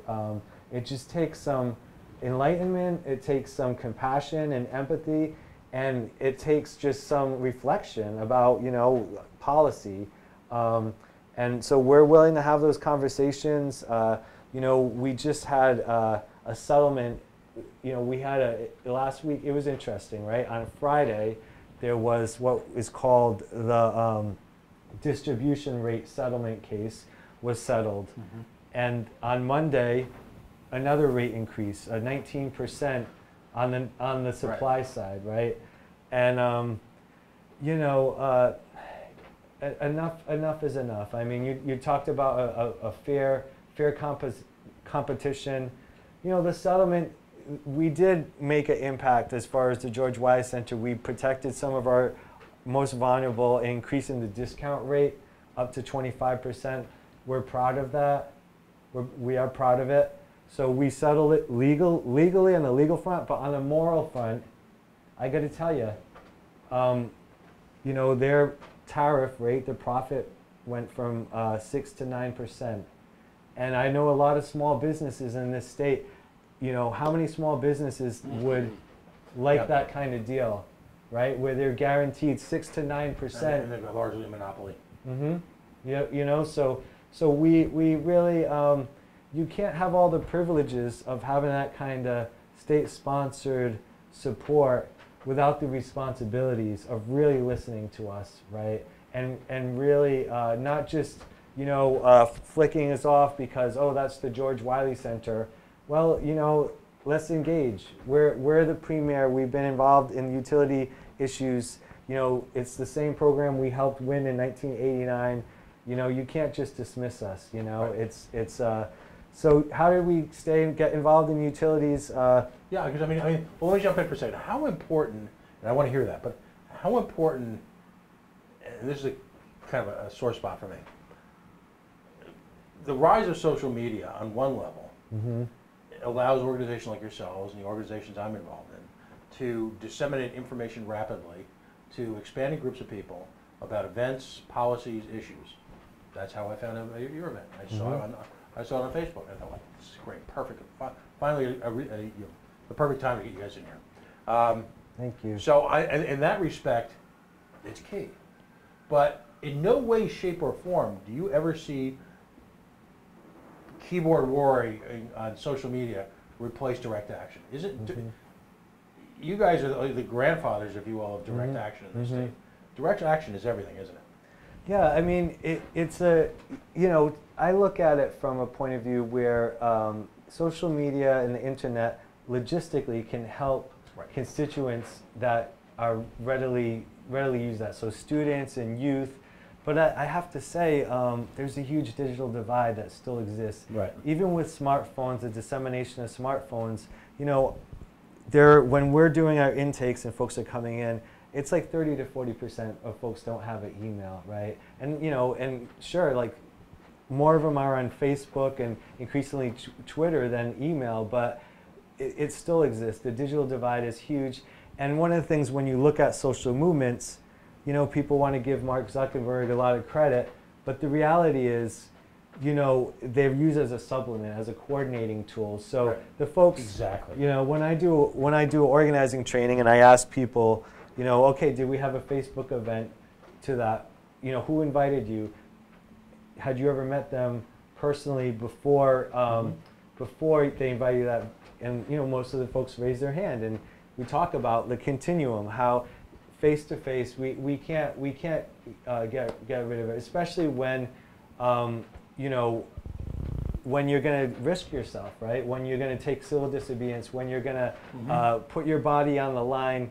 You know, there might be momentary moments where there's spontaneous activity and people fill the streets when they see a huge difference between a gap between their expectations of the state or a corporation and what the reality is. True, those moments come, but they also go quickly. So the nitty-gritty face-to-face organizing is going to determine where that pendulum shifts, right? And the level of accountability of corporations and of government, and frankly, the depth of democracy that remains, right? So, you know, I know it's tempting for folks to say, okay, just what's the next viral moment? And we need those. They're powerful tools, but, you know, years ago, before, when the internet was growing, there was this idea that the internet in itself would democratize, right, and create more equality. And we can't, you know, fetishize technology and think that in itself it's going to do all the work. We have to use it, and I'm very thankful that you have this platform. We need to use all the tools in the toolbox, certainly. But if we rely on social media to try to do everything, we're never going to have those conversations like we have at the table at the George Wiley Center, where we tell people, you know, take your bill out, and, you know, no, you're not the one to blame. You know, you've been, you know, you've lost your job, you've been disabled, you went through foreclosure. You know, those tears, like, let's turn that in from you know, sadness, let's turn it from anger even into real blame, right, into action. And we really, you can't do that purely from you know, a computer screen. You know, so it's useful tools, and we can use more help from that. You know, we welcome students to come, and youth who want to use those skills creatively. Like just this last year, we finally, okay, like let's use texting, right? And today I talked to someone on the phone that was facing shut off, and I invited them to a meeting, and they said, text me that information, right? So, you know, we have to keep up to date and expand and make sure across all platforms, but the old school face-to-face, you know, is really the relationship building, which is the core of organizing, right? Because you have to build trust. You have to build trust. You have to build confidence and real solidarity, that there's a group of people that have your back, that we can make change, that we have made change, right? So, so you're right. I totally agree that it's a real danger. It's what I call an activist illusion, that I call spontaneous combustion, right? And a couple of the most egregious myths around this is, you know, Rosa Parks, right? When Rosa Parks was interviewed, you know, she said she was tired, but she said she was tired of racism and Jim Crow, right? But for years, the myth was that Rosa Parks kind of spontaneously just was tired and decided to not move, right? When in reality, she was a member of the NAACP. She had been to the Highlander Institute for, you know, nonviolent civil disobedience training, right? And so, you know, it wasn't spontaneous, you know, just like when they called for the boycott in Birmingham based on that action, there were 30,000 flyers distributed by women across the city from that week over the weekend. So when the boycott launched, that's why people didn't, you know, use the public transportation, right? Another prevalent example is the Woolworth sit-down strikes, right? In 1961, you know, four students sat down, and once again, it's often covered as just a spontaneous thing, and these folks just, you know, decided to do it, and well, you know, Jabril Kazan was one of those folks, and he moved to New Bedford. I've had him at some of my trainings, and you know, his story is that he had been living with these students, right? They were friends. They went to the same school. They were part of the same NAACP chapter. They debated about it for months. They went to trainings, right? So, you know, this idea that, like, you know, the internet, that you know, something's going to be spontaneous. Sure, there's spontaneity. We hope that there will be change. That, you know, the metaphor of the sleeping masses. There's some reality to that, right? But if we want to determine the outcome, we have to create those face-to-face, you know, interactions, because otherwise, you know, sure, something might be spontaneous, but you don't know where it's going to go, right? It's not going to necessarily promote the solutions that we've talked through. So, you know, you're right on. I totally agree, and you know, that's why we invite folks that are interested in being an intern or volunteer at the George Wiley Center, because we want to train people in organizing, right? When we have a student or an intern come in and work with us, it's about the issues, but it's about much more than that, because it's counterintuitive. This idea that that you have a problem individually, so then you get together with other people to create a new policy, right? It's counterintuitive, because the individualism sometimes makes us blame ourselves, right? So how do we get together and realize my self-interest, you know, is in common, and how can we change this together? And so it's very gratifying when we have students or youth or community members that take the time to not only make a difference on the policies we're working on, but as importantly to learn how to bring people together, how to facilitate a meeting, how do you do phone banking, how do you, yes, use social media, but build relationships, right? Through face-to-face interactions, through door knocking, one-on-one meetings, which is, like, I think the most important building block of organizing, right? Listening, which is really it's the fertilizer of organizing, is listening, is making that connection with somebody else, to taking the time to listen. So often activists think that it's the facts, you know, throwing the facts at somebody, but you know, people are bombarded with information, and it's those stories, like you were saying, you know, weaving those stories together, so we know each other and we care about each other's issues and understand what's at stake if we don't win, what's at stake if we win, right? So, you know, we welcome interns and volunteers to come in and learn some of those tools of organizing, so that way, you know, when you're in a situation and you've tried to resolve it as an individual, you can take that step back and think, okay, you know, what did I do at the George Wiley Center? How did we get together people around, you know, unemployment, or around cuts to SNAP, or what did we do? You know, did we bring people together in a meeting? Where were people gathered? How do we do this? Because those are the real tools, right? And that's how that's so gratifying when I see a student, you know, have those tools, or a community member, and then go on and organize another campaign.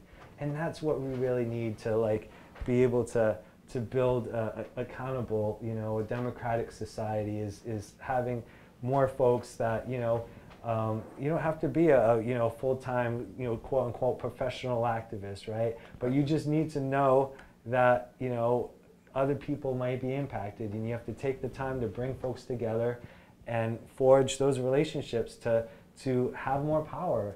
And it sounds so basic. It sounds easier than it is. I'm the chairman. I'm the chairman of a political organization. Yeah. And the biggest single challenge is getting people to leave the comforts of their own homes. Mm-hmm. Yeah. And literally show up and take to the streets. Yeah. You know, yeah. I've had the privilege this year. We as the organization I'm with, the Libertarian Party, was actively testifying against these different corporate welfare projects. And I had, you know, I'd met him a few times in the past, but I got the privilege to listen to Randall Rose testify. Here's a guy who shows up for everything. He's always prepared. Yep. He and I don't always agree, although very often, shockingly, we do, because of, the libertarian movement is often considered right-wing, when in reality it's not. It's about personal independence and personal freedom. And but seeing someone like that come out night after night, prepared, with the facts, done his homework, doesn't wing it, does not resort to cliches, and literally, he's got that massive, you've seen it. Oh yeah, yeah. Massive briefcase filled with, he makes me look neat, but he just bangs away and people listen. Yeah, and and I mean it's a balance, because when people, there's a certain truth to it, right? How difficult it is, how stymied. I mean, even just the rooms. I started my organizing in Massachusetts, and even just the committee room. And in the one way, it's like great. You get 6 people, you have it packed, right? But on the other side, I mean, if you want to actually have a discussion, some of those committee rooms you can't fit a dozen people in there. And they do that purposely. Yeah. So it's both things are true.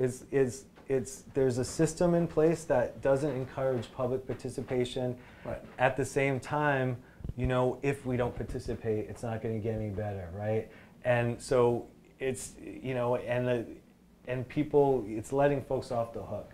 It's letting the status quo continue to dominate the situation if we don't go and pound the pavement. And it's tough. I mean, we're working. Some of our members are disabled. I mean, those marble floors. I mean, they're tough on your feet. Listen, a couple years ago, a formative moment, if you will, in my personal activism took place when Governor Raimondo thought it was appropriate to tax medical cannabis, and a punitive tax, not just a few pennies on the dollar, a significant tax.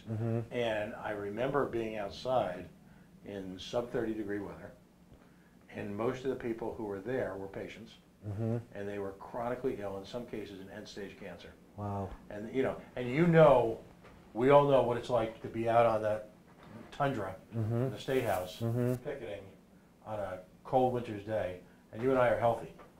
So you have people who are either exhausted because they're, quite frankly, their own personal food crisis. Yeah. You've got people who literally, in some cases, have to walk to get there if they can't find a drive.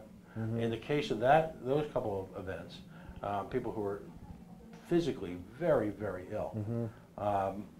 And so my experience coming out of that, you talk about epiphanies, was that people in that, there's a tendency for people who have managed to have comfortable lives to look upon those people as weak.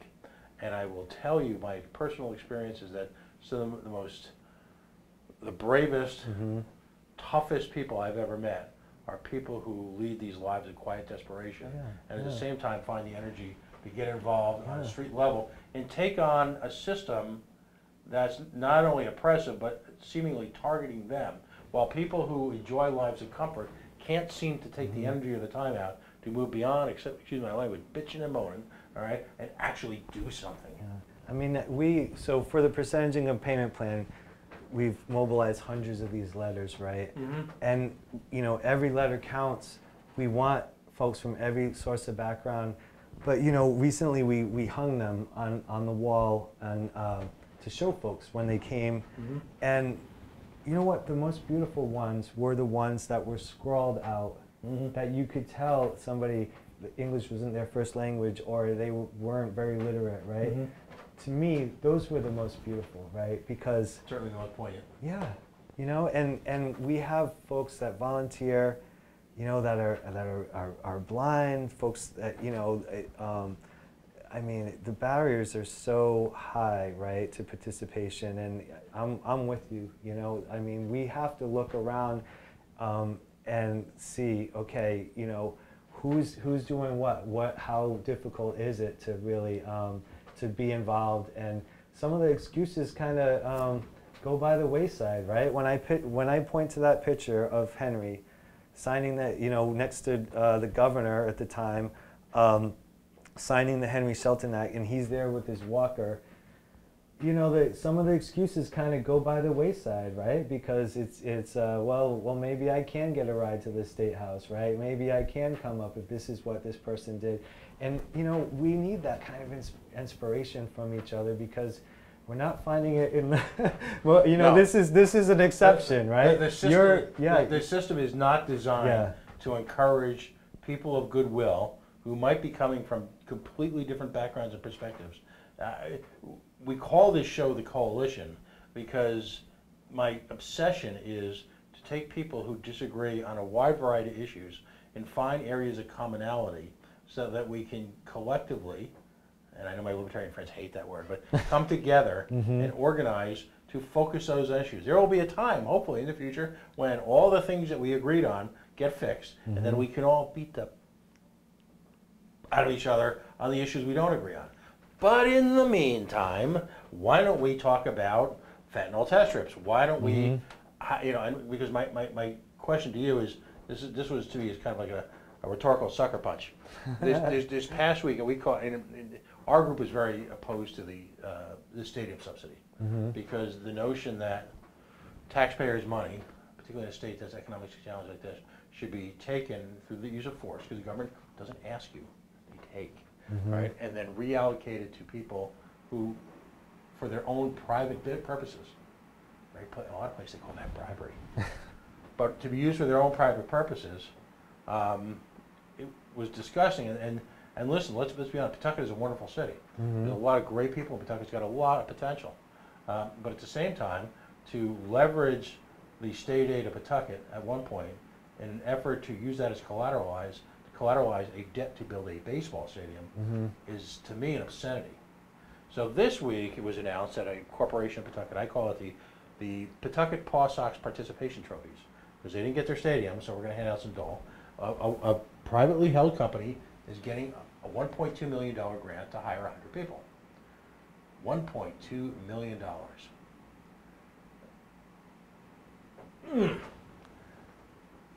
Companies are being attracted across the board in this state with millions of dollars handouts, with no guarantee of long-term participation, using other people's money. Yeah, I mean, you hit it. As far as the George Wiley Center, I got to say, I mean, we're like, our board is just like a composition of the society, and you know, we had these debates back and forth. I mean, we had, you know, some of our board members from Pawtucket that saw, you know, this was built with Workers' Progress Administration. We should continue. Let's keep it here, right? We had folks from Providence that said this is a waste of money. We had, you know, another board member that said, well, why don't we keep it? But if we're going to check out the money, it should be municipally owned, right? So what happened was, you know, the debate went back and forth, and folks agreed to disagree, and so officially we didn't take a stance, you know, and maybe that's disappointing, but that's the reality, you know, is that we had, and you know, I'm going to tell you something though, you know, so we're in the shadow of those plans. So we were, our landlord was already trying to increase the rent. So you know, if it had come to fruition, I'll you know, guaranteed we would have been part of trying to organize to make sure, you know, any changes in the neighborhood wouldn't be at our expense, right? I mean, Pawtucket's a very diverse community. In the building that we're in, there's a Cape Verdean, you know, kind of textile shop. There's a Nigerian storefront church, Haitian storefront church, Cape Verdean and Latino art gallery, a Muslim-owned martial arts studio. I mean, you know, it's like international. Well, Pawtucket is the melting pot of Rhode yeah. So absolutely, you know, is. so Providence has gotten gentrified. Yep. It's very difficult for a person of lesser means to afford at any level to literally exist in the city of Providence at this point. A lot of that has been, a lot of those folks have been through, they're in Pawtucket now. Yep. Even CF is getting more expensive, so they find themselves, gentrification has got this alternative effect that not a lot of people want to discuss. As someone who believes in the free market, if gentrification occurs because of organic means, I'm not sure what you can do about that. But on the other hand, if the government is using taxpayer money to artificially create gentrification, which will then displace people as well as cannibalize potential business revenues for all those little independent businesses, I have a real problem with that. Yeah, I mean, anywhere in the state where people are facing displacement, we work in coalition with the Direct Action for Rights and Equality around these issues in Providence, and we're always going to take the side of the underdog, So, I mean, as it stands, I mean, Pawtucket downtown isn't gentrified right now. We're still, But if you look at the map, yeah. where they drew that map of that district for whom, and this was, to me, was astonishing, what originally was going to be a small district that would taxes from which would support the stadium kind of grew and grew and grew and grew. So all of a sudden, folks all over that part of Pawtucket were going to find themselves lumped into this special district for whom taxes would go to support a baseball stadium, not the community, not the schools, not the roads, not basic needs and services. They were going to go to support a for-profit organization privately owned by the 10th wealthiest group of sports owners on the planet. I find that troubling. Don't know. I'm thinking you do too. I'm just making a wild guess there. Well, I mean, like I said, on that particular issue, our board was divided, so we didn't take a position. I mean, generally, obviously, we need to scrutinize across the board. Like our investment, every penny of it should reflect the values of our residents, right, in Rhode Island, and there's a big disconnect, and that's going to change. There needs to be more scrutiny. There needs to be more participation on every level, on the city or town and state, and everything needs to be the budget. The awareness, like I was talking about before, economic literacy, right? It's like, and I've done this with banks before, like in Woonsocket, other places, they invite us to come in and talk about debt, right? And their solution is, sure, you're right. If you can set up a bank account and you don't end up paying a payday loan, that's great, because the percentage they're making, people are making more money off of the poor. It's atrocious, payday lending, people have to get these loans, right? But then when I go in, I talk about economic literacy, right? Mm-hmm. Overall, what are the systems in place on the macro level, right? Around, we're talking the millions and billions of dollars, and folks feel disconnected. They feel disempowered. They feel crushed about being part of those discussions. But little by little, issue by issue, when people are organized, we can make an impact, and it's incremental. It's frustrating, like you said. It's the system's built built that way, right? But we have to be part of the groundswell and kind of a paradigm change, really, where we no longer let it happen, right? I'm not going to comment on the stadium, but it's from every penny in the state needs to be looked at carefully, and our priorities need to be investigated, right? A representative democracy is a fragile thing, and how democratic is dependent on ordinary people, and that's the main thing. I mean, Rhode Island, one of the benefits of it is, there's places in the Midwest where the state's bigger than half of New England, right? Mm-hmm. So we can have an impact on a statewide level. We can bring people together. We can cut the turf, right, and talk to map out neighborhoods and have these dialogues and really try to breathe more democracy into the system. But it's going to take a lot of conversations, like you said. It's going to take a lot of convincing that not everything's all right.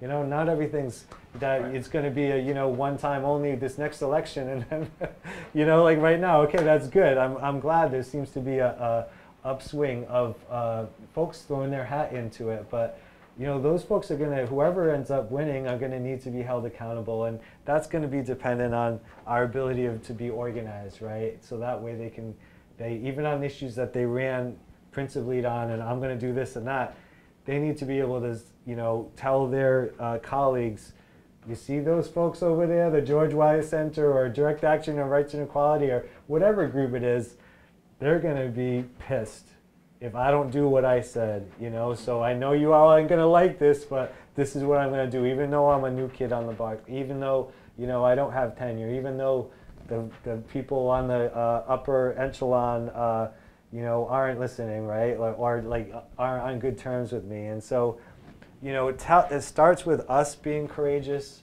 us taking the time, us building, like, you know, building the solidarity, building the common self-interest around basic issues, and then it flows up, right? It flows up to change on the political structure and on the system.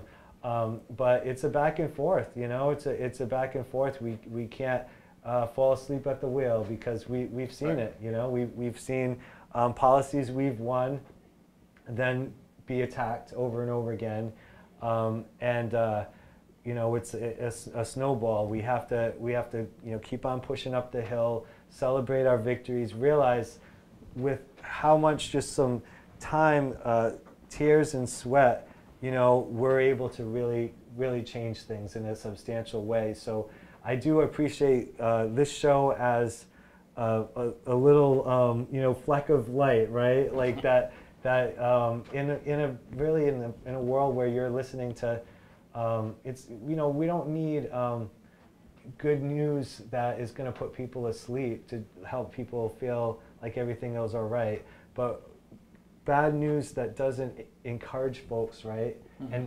And highlight the solutions, highlight the activism that's going on, isn't helping folks either, right? Because you shut down, you're overwhelmed, and it isolates the folks that don't have a choice, right, that are living through it, and people internalize it. Like I said, I mean, people come in, they're depressed, or they're blaming their partner or their spouse, right? Or, you know, the tensions are there, and if we don't shift that to the policy level, mm-hmm. Build accountability, build better policies, build a humane and sound, like, some of this is common sense, you know, right. and it you know, but when you give away your democracy to other folks, they'll convince you that you don't know what you're talking about. And we've seen it, you know, we've seen it over and over again when we're advocating for an issue, and, you know, they'll say, kicking and screaming that, oh, that's the George Wyeth Center, and then give it time. Sometimes it takes a year, sometimes it takes 2 years, you know, sometimes longer, but, you know, it's very interesting. The folks were often knocking on their door or protesting or, you know, giving public comment. There's something magical that happens when they articulate the things we've been saying all along, right? They forgot that we mentioned it, right? But, you know. Those are the quiet victories you live for, knowing that there's no payday for you, knowing that there's no credit to be given, but understanding that you change the argument. Yeah. You change the subject. You force that. You know, and in that line, I would imagine too. And we only got a couple minutes left, but I want to ask you about this. You know, the greed. Routinely, the public relations efforts of the greed are very impressive in sort of a out of body. I can't believe they actually had said that with a straight mm-hmm. face mm-hmm. kind of way. We're always kind of amused, and this has become internet fodder at this point, when they point to their smartphone applications during times of storm. Because mm-hmm. they create the fiction, if you will, mm-hmm. that what they're responsible for is actually already on an internet that, as you point out, A, everyone may not have access to. B, mm-hmm. if you are in a position where you're on the naughty list as far as they're concerned, mm-hmm. you're not going to have access to. And oh, by the way, you know, hey, yep. we're in the middle of a storm. Yep. So that's the humorous side of it. The not so humorous side of it is their very expensive attempts to humanize a company that exists largely by government monopoly and is able to drill down into ordinary people's lives with impunity.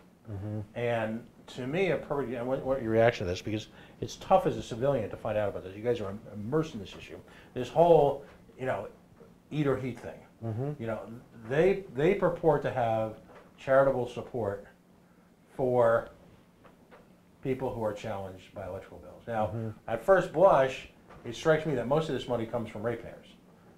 That this isn't really, it ain't charity if someone else is paying for it. Charity would be them cutting into their profit margin and saying, okay, we're going to, for people who are this blank, this, and this, find themselves in the situation going into the New England winter, which, by the way, as crazy as hot as it was this week, folks who listen to the show now or in the future need to understand that it's September, and we are staring down the pipe at a housing stock that is overpriced, depleted, probably borderline functional, with heating systems that even if they're affordable, are in fact grotesquely unprepared for a New England winter. And so you'll have a percentage of folks that we all live with, go to work with, ride the bus with, might share an office space with,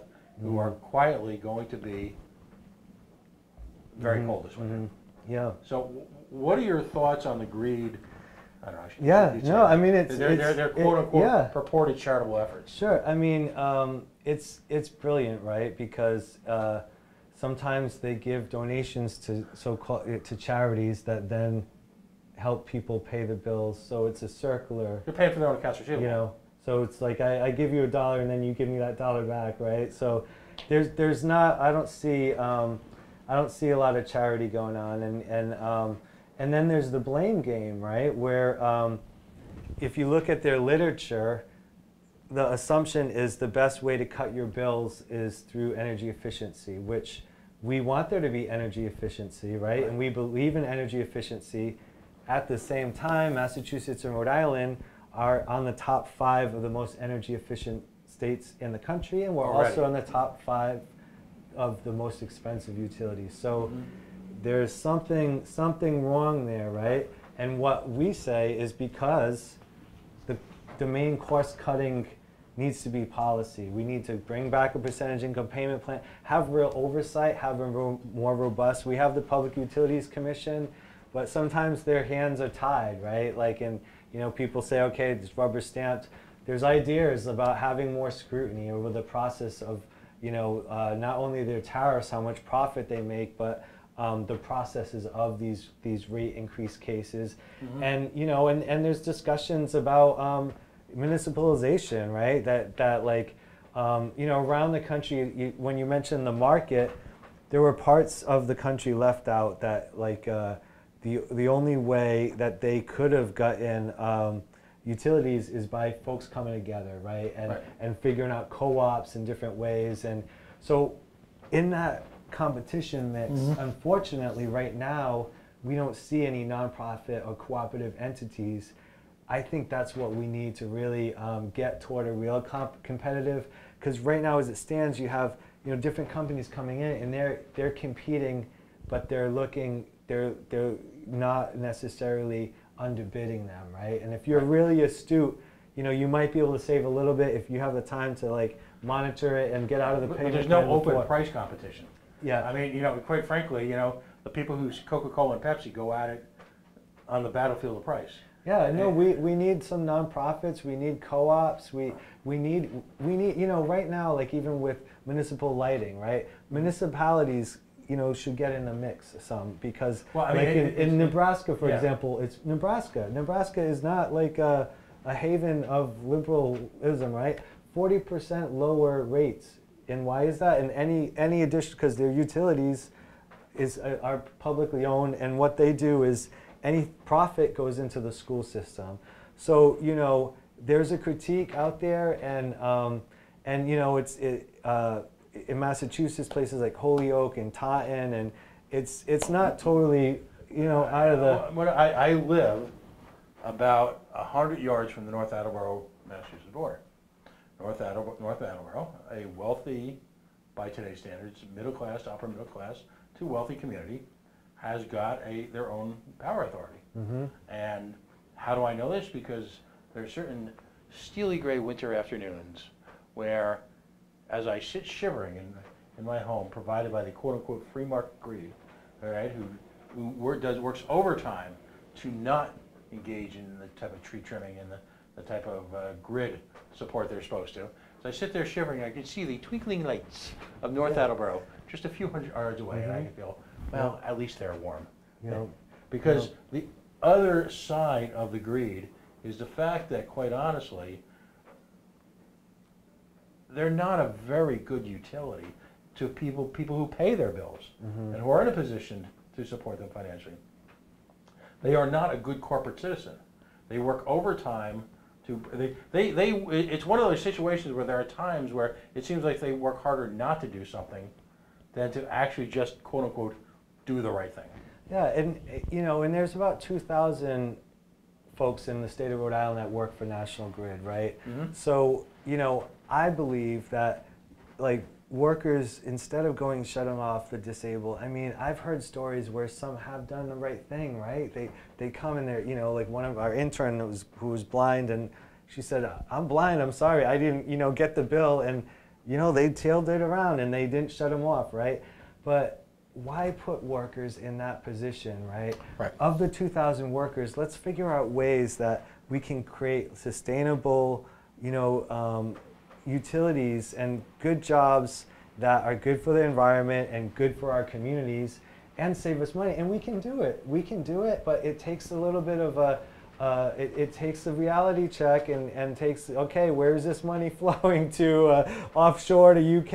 And, it takes looking up following the money and figuring out and and we really, and we need to follow the money locally and make sure that our legislators are not being sold out, are not selling out to folks that, are complaining about people not being energy efficiency and how many houses do they own, It's just really atrocious if people think about it for a minute, and there needs to be way more scrutiny. And, I welcome Tim Horan and Mike Ryan, like, we need you to sit down at the table and incrementally decide, bring back the percentage income payment plan. It's the best you can do to right now immediately try to relieve some of the suffering, but that isn't in lieu of continually to figure out other options, right? And get some nonprofit entities to compete, to explore, like, where it makes sense, municipalization. I mean, we still have a few dams around, right? We still have a few, like, water. I mean, that's the history of this state from Slater Mill. We can be on the front line of trying to figure out the energy issue here in Rhode Island, but we have to be real about it, because otherwise, we're going to continue to hear the same story. The supply side, we're buying most of our energy from outside of the state. Nothing we can do. The prices fluctuate. It's market myths that we're being sold, and for us to get out of that, we need to really think locally, right? We really need to think locally, be creative. Let's figure out what we can do. Can we do some, tidal? Can we do some wind? Can we do decentralized, like, municipal? Let's be creative. We're a small state. We can do a lot. Our energy burden compared to, if you're in New York City, right? It's overwhelming, but we can do so much, and we just need to be creative. We need to make sure, the corporate subsidies are not coming out of taxpayers' money. If there's money going in the State House for certain, energy efficiency, let's make sure that it's helping small businesses and residents, right? And not helping, right now, it's helping, frankly, the corporations that can afford it most, and it's backwards. Like, if you look at the low-income clearinghouse and you do a comparison, the money's flowing to the wrong places, right? So, the only way we're gonna, put our finger in that crack is of the dam is by shedding light on it, right? And organizing around it and having more accountability. So we welcome people to go to our website, go to our Facebook, George Wiley Center.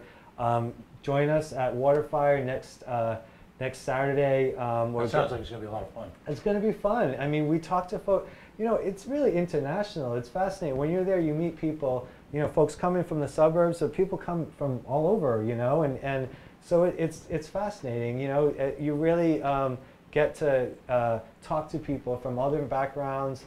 You know, the group of people from steel workers to climate justice to, you know, George Wiley Center members. I mean, we don't even all know each other. It's just come together like this. So it's going to be exciting, and I'm hoping that it's just one step, right? One action, and that we're going to continue shedding light on this. And, you know, we want to have some collaboration if we can, right? If National Grid's willing to sit down, let's pass the percentage, let's get the percentage income payment plan.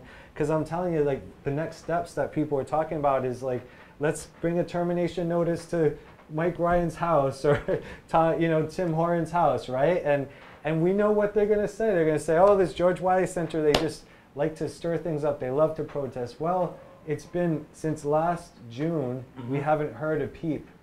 The disrespect as you know, over 20,000 households, so we're talking almost 40 to 50,000 people shut off, merciless, you know, not even the respect to have a intelligent dialogue. Just literally, I can read you it, and well, we have it on our website. You know, they don't believe in percentage income payment plan. That isn't good policy. Belief is having faith in something isn't the same as having a discussion about real policy. And so we're calling on National Grid to have a dialogue, to sit down with the George Wiley Center, to sit down with the locked out workers that they locked out in Massachusetts that should be out there fixing gas leaks. They're endangering people's lives in Massachusetts because of that. To sit down with climate justice activists. And if you're making, you know, from 6 to 9% profit, you literally owe it. You owe it to the residents of Rhode Island to sit down with us and to hear our issues. And if there's a policy reason why they're opposing percentage income payment plan, at least have the respect to tell us, because, you know, the plan, all it does is protect low-income households and folks on fixed incomes. Like you said, it's not taking money out of their pocket. The corporation's made whole. It's, you know, it just makes a lot of sense. And what doesn't make sense is they're, you know, spending tens of thousands of dollars on publicity, and this is our grassroots reaction to that, right? Is that we're gonna make sure that they can't squander our money. We paid for the publicity. Let's at least make sure our voices are part of that. So, in summary, then, in order to get this payment plan change effected, this can't happen through, say, the General Assembly. This has to happen through them agreeing to it with the Public Utility Commission? Well, if they agreed to it, it surely would make it go a lot faster. So we submitted it last session, and we'll submit it again this session. But there's legislation to the General? Yeah, so we have legislation that we submitted last session, and with these increased rate increases, I mean, you know, we know that a lot of elected officials have been complaining about the rate increases, but you have to have sound policy. You have to do something about it. You can't just complain about it. We need to take action. I was say complaining about rate increases is like saying I like baseball and apple pie. Yeah, I mean, it's not exactly a profile in courage. Yeah, so we need to let's connect the dots. Let's make something real. That's when you actually, you know, have to roll up your sleeves and actually, you know, maybe disagree with National Grid. You know, just complaining about it isn't sufficient. Do you remember who the legislators were that were involved in proposing the legislation? Oh, sure. So Scott Slater was one of the co-signers, and then you know, Senator Crowley from Pawtucket. So, you know, they submitted it, and we had some support. It went to a hearing on the Finance Committee, and it, you know, kind of got stuck there. And so, you know, we're not going to give up. We can't afford to give up. You know, there really isn't another option, right? We're not going to. And I want to stress, you're not talking about the bill going away per se. You're just looking for an affordable way for people of lesser means. Exactly. To sort of just stretch the payment out. Exactly. Just allowing for people to pay according to their income, which happens in 12 other states. It happened here, and preventing folks from having that shut off where there's distress and then they're not putting in a penny, right, month by month. And guess who's paying for that? Guess who's paying for the truck? And you know, we have had folks come into our center that have been lived with no utilities for 6 years, 2 years, 1 year. You know, we're living in the global north here, right? People move from around the world, you know, hoping to have access to just basic living standards. I'm just reflecting that when of what it was like the last time I was out of power for a week. Yeah, yeah, You're in a meltdown. yeah. If you come from, if you're fortunate enough to have come from some level of means, but I'm certainly not wealthy, but to have some level of means, you go without power for a week, and your life fundamentally changes almost overnight. Yeah, no, You become a food desert. You can't afford to buy food at a reasonable price.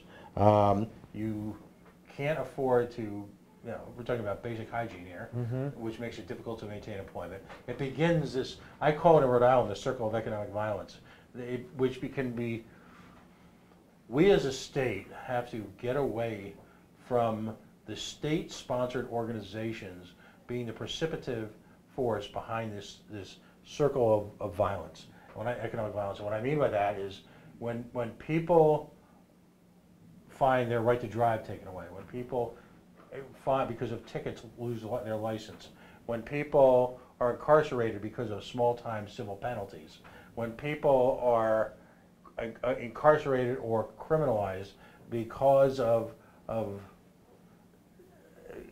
having some weed, for lack of a better term. All of these ways that we essentially take people who are living, and I say this with a smile and love in my heart, people who are living on the verge of a nervous breakdown, and having the state be the one to push them over the edge into that cycle from which it is very, very difficult to escape. Yeah, no, we need to make sure our tax money for social services are utilized in effective ways. So, you know, we work on every level. So legislatively, we do direct lobbying. Like right now, I'm appealing to the CEOs of National Grid, but we also work with administrators of our social services because we need to transform them, make sure that they're flexible, that they're responsible and responsive to the public, right? And you know, otherwise, they are going to be not very popular, right? And so, you know, I mean, for example, there's a new administrator at the Division of Public Utilities, right? We sued his predecessor, you know what I mean? So you have to, you know, keep the door open, try to collaborate, hope for the best, but there's tensions within each world, always right? remember, government will mistake your kindness for weakness. Yep. So you have to, you know, you have to take direct action. You have to incrementally, you know, improve. Say yes to anything that's going to help. You know, at the same time, we have to have a solution, a longer-term vision, because otherwise we'll get lost in the weeds, right? We'll be looking at our shoes, and meanwhile, like the trucks coming, right? So it's about everything. It's about making sure that you know, we started something called the Ratepayer Advisory Board. That was one part of the Henry Shelton Act, and that was basically having kind of a watchdog. And we need to create more bodies like that, right? Right now, going into winter, and you know, and I've been on your website, very, very informative, and maybe you can send me kind of a, because I know there's essentially a ratepayers, for lack of a better term, Bill of Rights. Going into the winter now, at what point in time can they, or is there any way of stopping them from turning off your power? Say you say at this point you're behind, but it's approaching September 1st. At what point in time is there any statutory relief from that? So the best way to find out as much as you can about your rights is to come to one of our Wednesday meetings at 6:30, because there's multiple ways, and fortunately every way has a story about organizing. So whether it's you know, utilizing signing up for a payment plan that we've won, or signing up for a protection based on medical conditions that came out of our lawsuit. So there are many things. We want to stop as many shutoffs as we can. So, you know, please call us, come to our meetings on Wednesday. We have a utility rights pamphlet that you can download. We have it in English and Spanish. So, you know, but we don't want to overwhelm people with your rights, because it's about solidarity. We want to make sure people use the rights that they need to stop shut off, right? And then as we face the winter time coming November 1st, it's the beginning of the moratorium. So if you're a protected customer, they can't shut you off. But it doesn't guarantee that you actually your utilities are restored, right? So we're going to need the public support to ask for accessible restoration, and we've done that the last few years. We're hoping the PUC will listen to us. But please get involved. Okay. You know, come send folks to meetings to learn about your rights. We're happy to do presentations at churches, community groups, neighborhood associations about know your rights. You know, sign up for you know, events on our Facebook and GeorgeWileyCenter.org.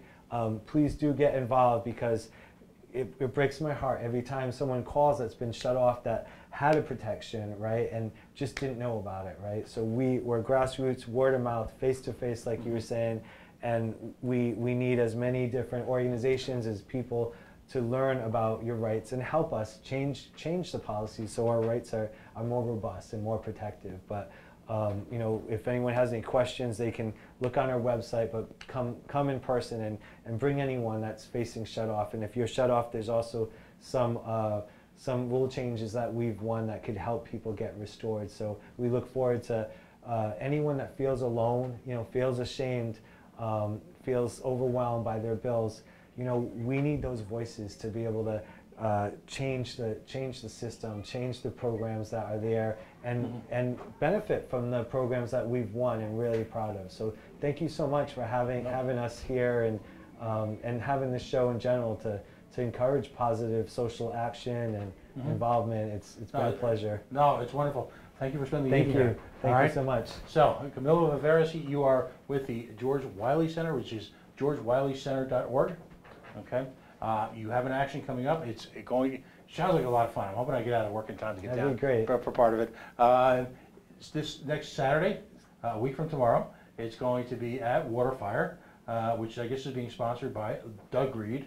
Right? And you know, listen, you're gonna have some fun. It's all in good spirit. Shake things up a little bit, make a little noise, because here, as I close out the show, we are in fact the coalition. We are outrage, porn free, very civilly disobedient media. And you know, I have, just so you know, closing, I have a standing offer. If you or any of your group ever gets arrested and you want to come on the show to talk about it, you don't even got to call. Just knock on the window, wave on Friday nights, and, will do. And just come in and share with us. But wonderful. Congratulations on all your efforts. Thank you so much.